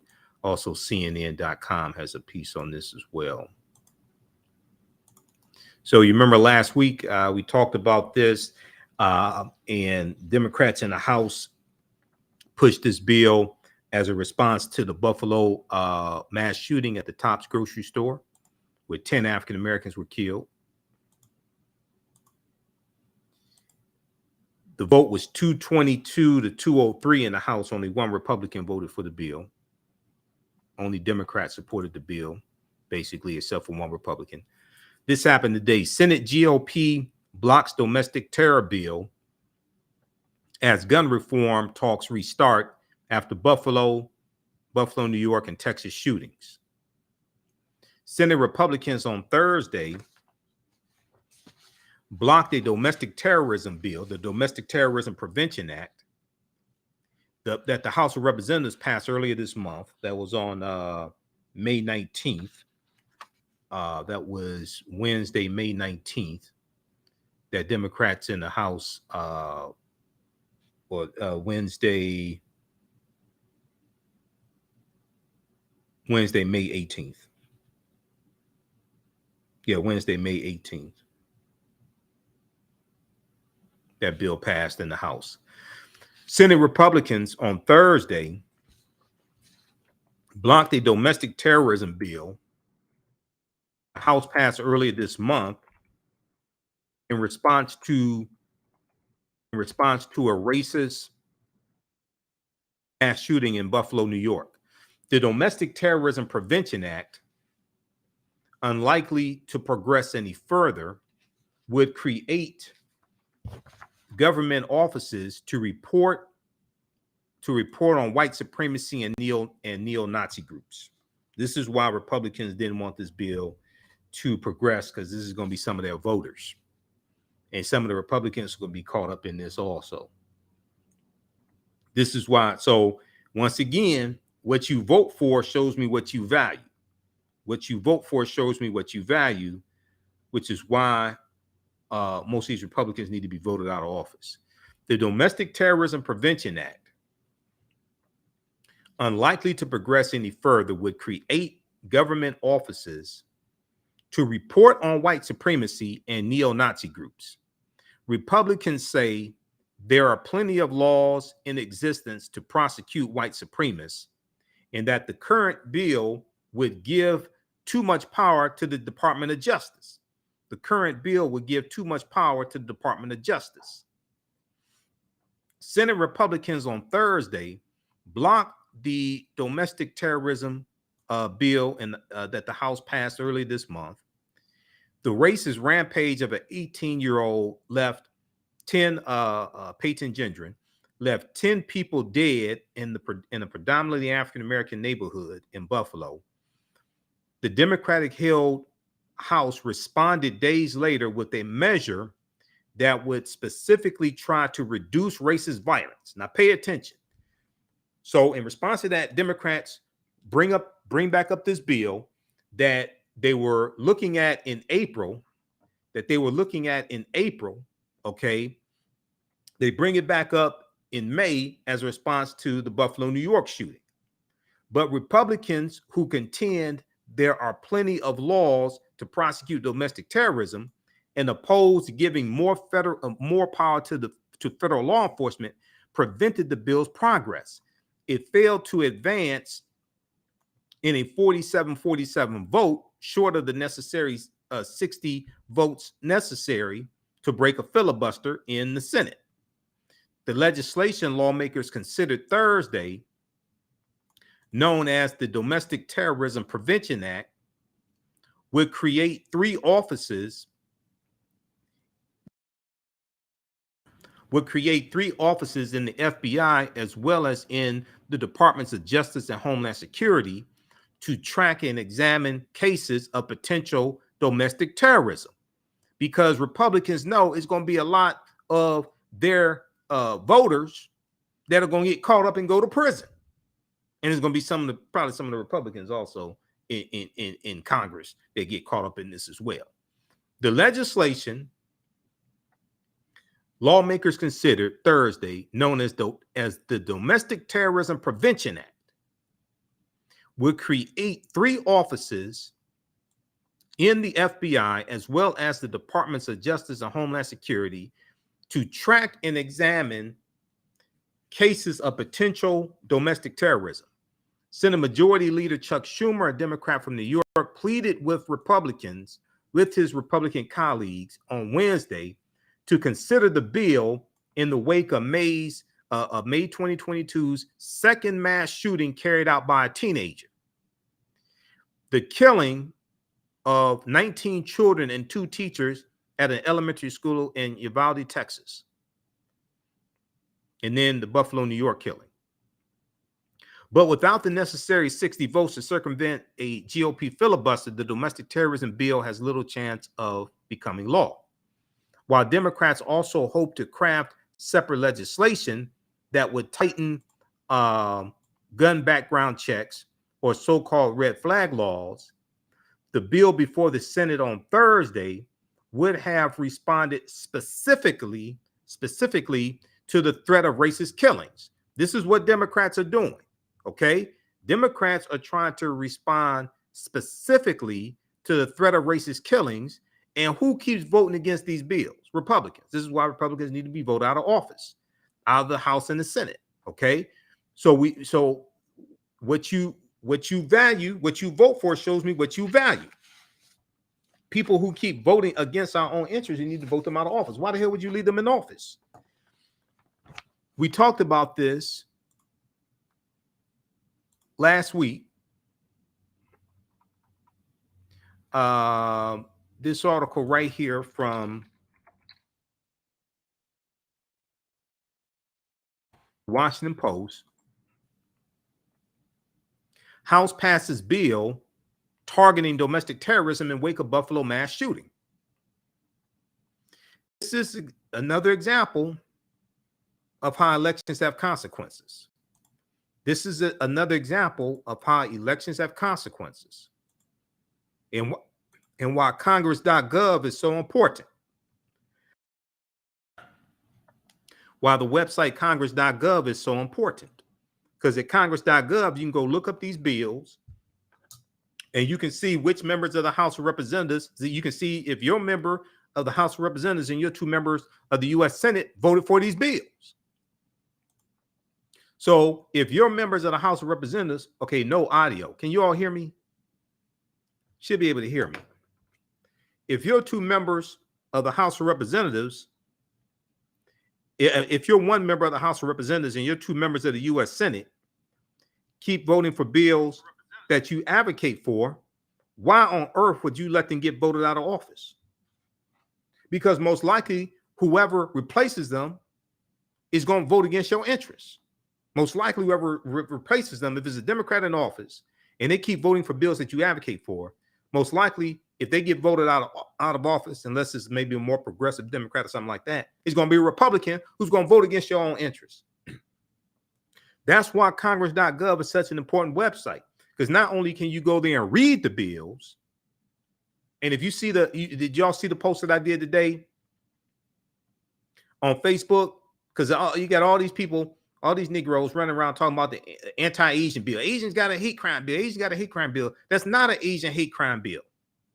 We talked about this on Roland Martin Unfiltered last Friday when I was on. Okay, that was Friday the 20th. And we shared that clip here on this show. I think we shared it on our Sunday show. And we went through what is actually the COVID-19 Hate Crimes Act. The COVID-19 Hate Crimes Act. And the bill is not race specific and it applies to African Americans. So this is what I posted on Twitter and Facebook today and broke this down. Let me pull this up here.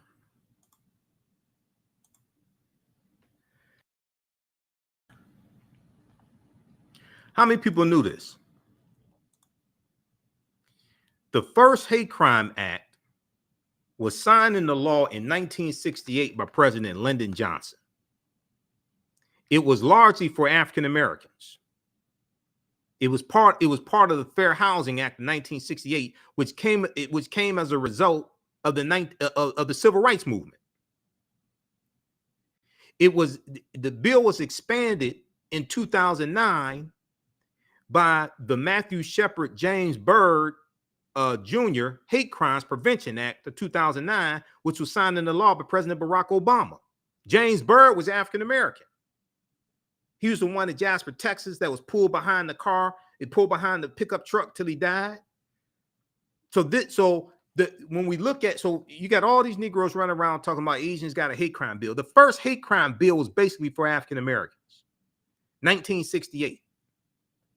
If we go and look at this here, I put the links in here for justice.gov, U.S. Department of Justice website.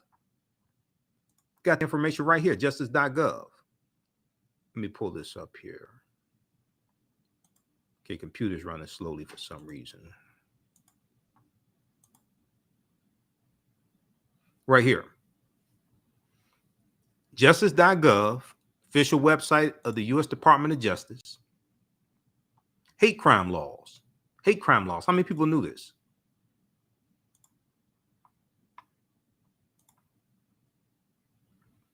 Since 1968, when Congress passed and President Lyndon Johnson signed into law the first federal hate crime statute, 1968, signed into law by President Lyndon Johnson. This is part of the civil rights movement. The Department of Justice has been enforcing federal hate crime laws since 1968. It wasn't because of Asians.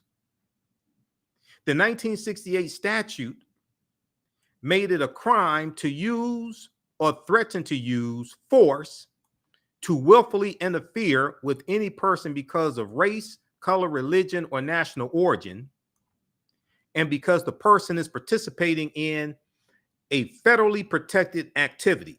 And because the person is participating in a federally protected activity, such as public education, employment, jury service, okay, serving on a jury, travel, or the enjoyment of public accommodations, or helping another person to do so. In 1968, the U.S. Congress also made it a crime to use or threaten to use force to interfere with housing rights, because of the victim's race, color, religion, sex, or national origin.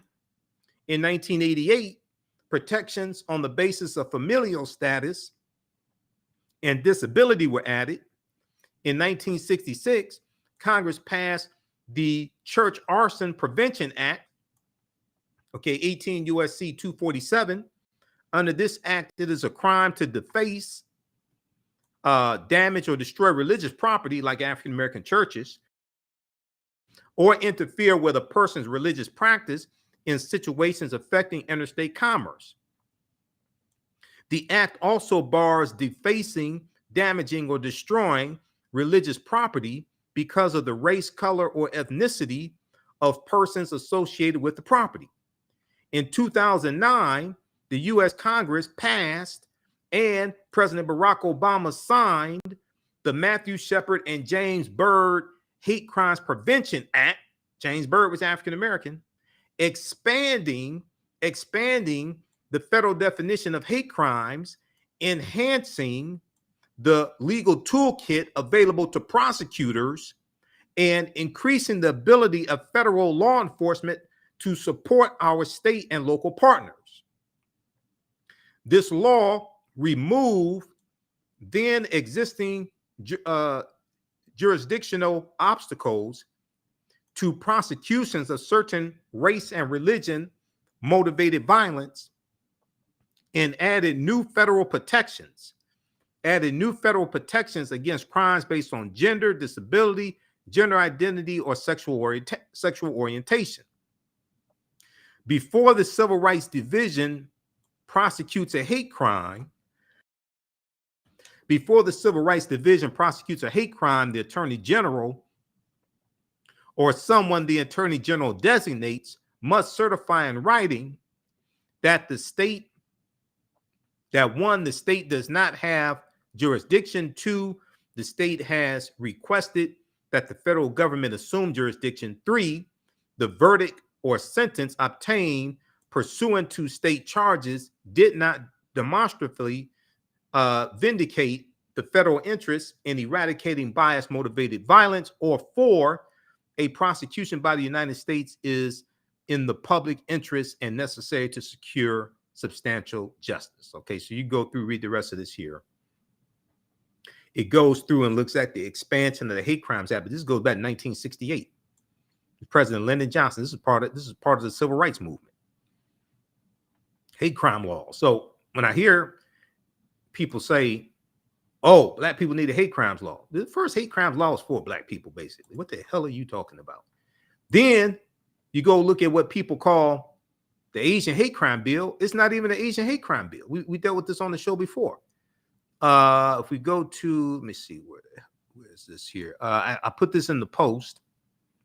We don't study law at all. We don't study none of this stuff. Just repeat, just nonsense that people get from these Simple Simon black social media pimps who do no research or none of any significance. This, okay, not that one. Well, we looked at that. This one right here, S937, COVID-19 Hate Crimes Act. This is what people are calling the Asian hate crime bill. It's not an Asian hate crime bill. First of all, because of Title VI of the 1964 Civil Rights Act, Section 601, non-discrimination in federally funded programs, it's illegal to discriminate in federal programs based upon race or ethnicity. You can't have a bill just for one race of people. You can't have a bill just for Asians. No, that's illegal based upon the 1964 Civil Rights Act that people don't read either. The name of the bill is not the Asian hate crime bill. This is at congress.gov. This is where you go to read the bills and look at who voted for them, so you can look at who to vote out of office. The name of the bill is S937, COVID-19 Hate Crimes Act. That's the name of the bill, the COVID-19 Hate Crimes Act. Okay? Yes, the impetus of this bill, and the bill is a pretty weak bill, by the way. It's a very narrow bill. It deals with COVID-19 related hate crimes. The impetus for this bill was an increase in attacks on Asian Americans. But the bill is not race specific. The bill applies to anybody regardless of race or ethnicity, and it deals with COVID-19 related hate crimes, so it applies to African Americans as well. Okay, so you can read this. Also, the act may be cited as COVID-19. Okay, it enacted this blah, blah, blah, to facilitate the expedited review of COVID-19 hate crimes and for other purposes. Okay, it sets up hotlines, things like this. It talks about an increase in attacks on Asian Americans, things like this, but it's not Asian specific. It applies regardless of race or ethnicity, which means it applies to us also, but we don't read, so we don't know this.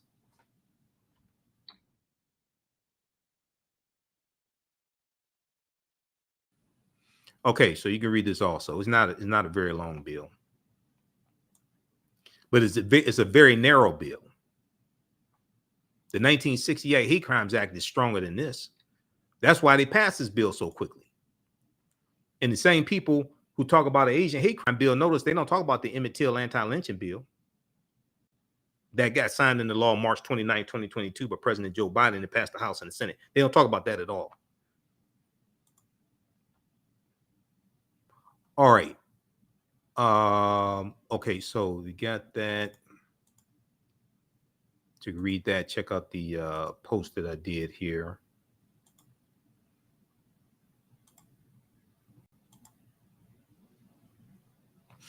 This post here on Facebook. Put this on my fan page, the African History Network. Also my personal page, Michael Imhotep, on Facebook as well. So a lot of people didn't know this history because I saw people just keep talking about Asian hate crime bill. It's like, we have to do better than this. We have to learn to read. Okay, now.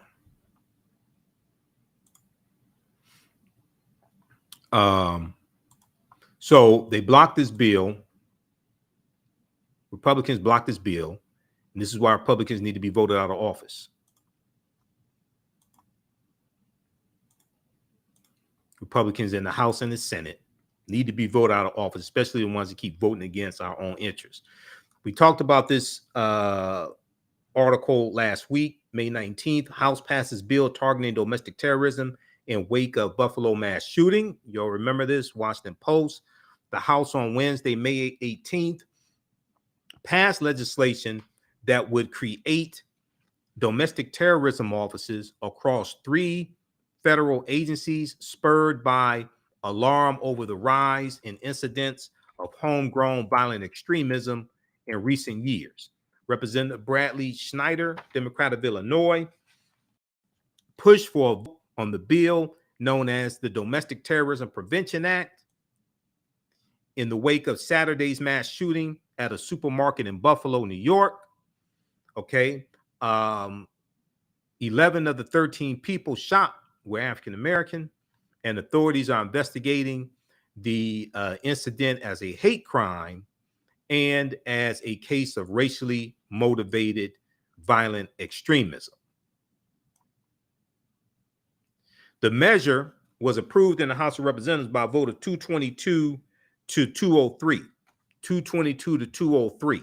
203 Republicans voted no against the Domestic Terrorism Prevention Act. I guess they don't want to prevent domestic terrorism. The only Republican that voted for the bill was Representative Adam Kinzinger, a Republican of Illinois, who's not running for re-election, number one. Number two, he's on the January 6th committee investigating the domestic terrorists. He joined all Democrats present in voting yes. The legislation's future remains uncertain in the Senate because the Republicans that's the white nationalist party and the party that's sympathetic to domestic terrorists.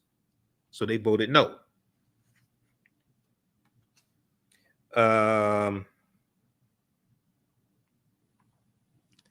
The measure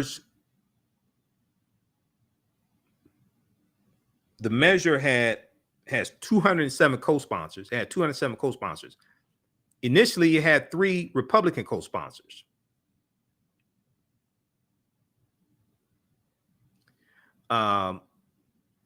Representative Bradley Snyder's legislation would establish domestic terrorism offices within the Justice and Homeland Security Departments, Justice Department and Homeland Security Department, as well as the FBI.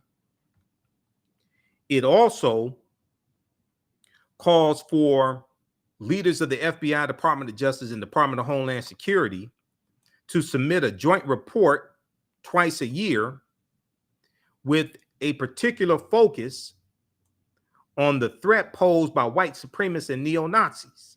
This is why Republicans didn't want this bill to pass, because they didn't want their friends to go to prison, including the infiltration of federal, state, and local law enforcement agencies and the uniformed services. So this bill that all the Republicans voted for in the House, and basically all the Republicans in the Senate and 47 Republicans in the Senate voted against the bill, and 203 Republicans in the House voted against this bill. This would also crack down and investigate the infiltration of federal, state, and local law enforcement agencies by neo-Nazis and white supremacists and the uniformed services and the military by members of these groups. And Republicans voted against this. So what does that tell you? At the same time, 147 Republicans, 138 in the it was 139 in the House of Representatives and 8 in the Senate voted against certifying the 2020 presidential election results after they were certified by the after they were validated and certified by the Electoral College. That was on January 6th. Republicans voted against the Domestic Terrorism Prevention Act. This bill would establish domestic terrorism offices with the Justice Department, Homeland Security Departments, as well as the FBI. It would also call for leaders of the FBI, Department of Justice, and Department of Homeland Security to submit a joint report twice a year with a particular focus on the threat posed by white supremacists and neo-Nazis, including white supremacists and neo-Nazis infiltrating federal, state, and local law enforcement agencies and the uniformed services, the military. And Republicans voted against this. Okay.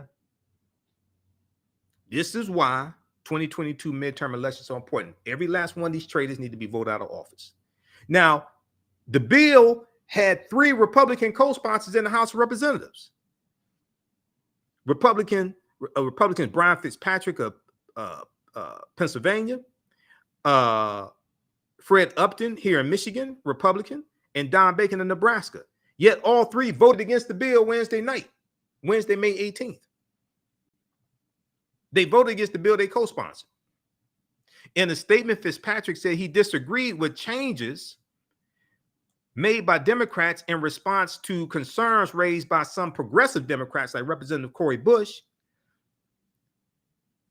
Those changes included narrowing the definition of domestic terrorism, but Fitzpatrick said he worried the revised bill, quote, would give the Department of Justice too much leeway in picking and choosing what it considers to constitute domestic terrorism. Nah, I think y'all just afraid some of your friends will go to prison. In making these changes, Democratic leadership has pushed the bill away from its original bipartisanship text and instead chose a single party solution in an effort to appease the far left.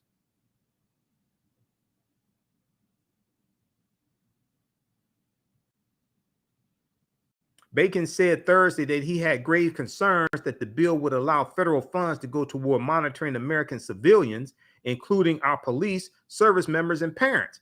Some of them need to be monitored because they're domestic terrorists and white supremacists and neo-Nazis. That's the whole, that's why you need the bill. Some of them need to be monitored. Like Peyton Gendron, who shot 13 people and killed 10 African Americans. His ass need to be monitored. Like Ramos, who killed 19 children and killed 2 teachers. He need to be monitored.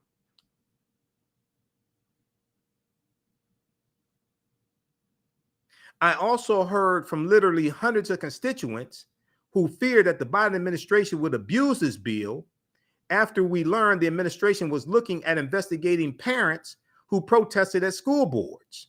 At school boards. See, so now what they're doing is they're tying in critical race theory in after these dark money groups have financed various white parent organizations to go to school board meetings and protest critical race theory that's not being taught in schools. Okay, so then what they want to do is then use this as a pretext. Oh, the Biden administration is going to use this to investigate parents protesting at school board meetings. Well, if the parents are domestic terrorists, they need to be investigated. This is not just, they're not talking about investigating people who just come to the school board meeting yelling and screaming and they're upset. If they're domestic terrorists, they need to be investigated. Fred Bacon said in a statement, repeating a false claim advanced by many Republicans in recent weeks.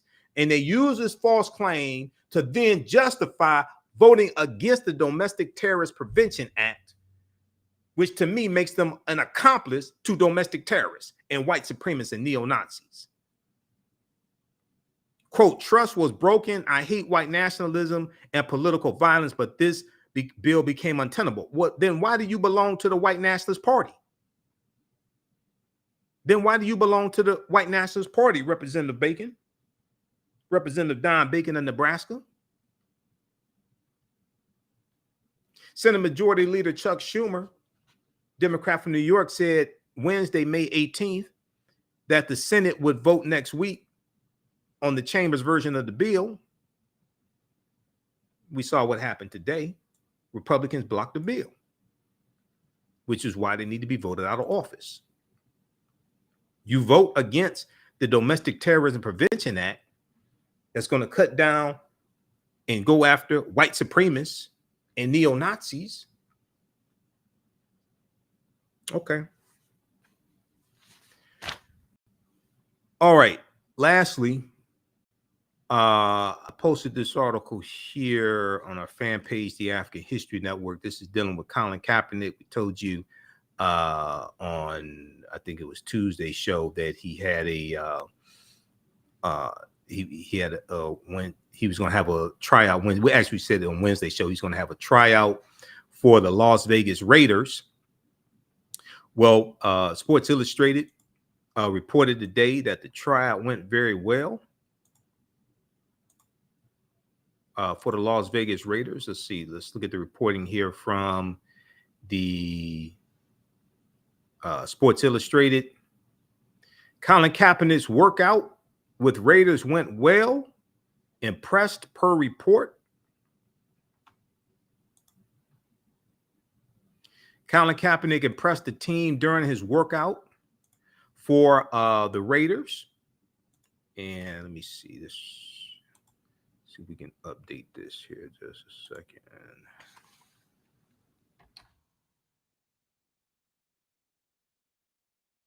All right. Colin Kaepernick's workout with Raiders went well. They were impressed. Let's try to update this. Okay. According to, let's see, the Raiders and Colin Kaepernick impressed the team during his workout for the Raiders, and the door for him to join the team remains open. According to NFL Network's Ian Rappaport, Kaepernick's Wednesday workout in Las Vegas was his first workout for a team since 2016. His first workout for a team since 2016. Okay, here's the tweet from Ian Rappaport. On Colin Kaepernick's workout with the Raiders, sounds like it went well and he impressed. The door is open. That's from May 26th. The workout was at the team facility, and Coach Josh McDaniels, along with General Manager Dave Ziegler, were in attendance, according to Sports Illustrated's Albert Breer. He last played for the 49ers in 2016, but was released at the end of the season. Kaepernick was the biggest sports story of the year. Kaepernick was the biggest sports story of the year that season because he would kneel during the national anthem ahead of 49ers games to protest police brutality and institutionalized racism. After the season, the 34-year-old was never signed in free agency, and he believes it's because of his peaceful protest. That's why it is. It's because of that. He filed a grievance with the NFL in 2017, accusing league owners of colluding to blackball him, and he eventually reached a confidential settlement with the league. Ever since then, he stayed politically active and has repeatedly stated he wants a chance to play for an NFL team. During an appearance on the I Am Athlete podcast in April 2022, he stated he'd be open to returning to the NFL as a backup quarterback. This will likely be the scenario in Las Vegas and any NFL team he would join. Derek Carr is the unquestioned starter for the Las Vegas Raiders, and Kaepernick would no doubt serve as a backup if he made the team roster. Okay. In April, Kaepernick said, "I know I have to find my way back in. So if I have to come in as a backup, that's fine." He said in April. He also went on to say he wasn't going to stay back up very long. All right, so check this out here at Sports Illustrated, SI.com. Colin Kaepernick's workout with Raiders went well, impressed per report. That's from May 26, 2022. All right, look, we have to get out of here. If you like this type of information, you can support the African History Network. We definitely need your support. $ the AHN Show through Cash App. $ the AHN Show through Cash App. Also through PayPal, paypal.me/the AHN Show. PayPal.me/the AHN Show, and through Cash App, $ the AHN Show through Cash App. Be sure to register for the online classes that I teach on Saturdays and Sundays. Saturdays is Ancient Kemet, the Moors, and the Ma'afa, understanding the transatlantic slave trade, where they didn't teach you in school. And Sunday is from the Civil War to the Civil Rights Movement and Black Power, 1865 to 1968. So we have the information here at our website, AfricanHistoryNetwork.com. If you've taken any of my online classes in the past, you'll get a 50% discount. So email me at AHNshow@AfricanHistoryNetwork.com. You get a 50% discount, and we also have the bundle pack of courses as well. You'll get a discount on that also.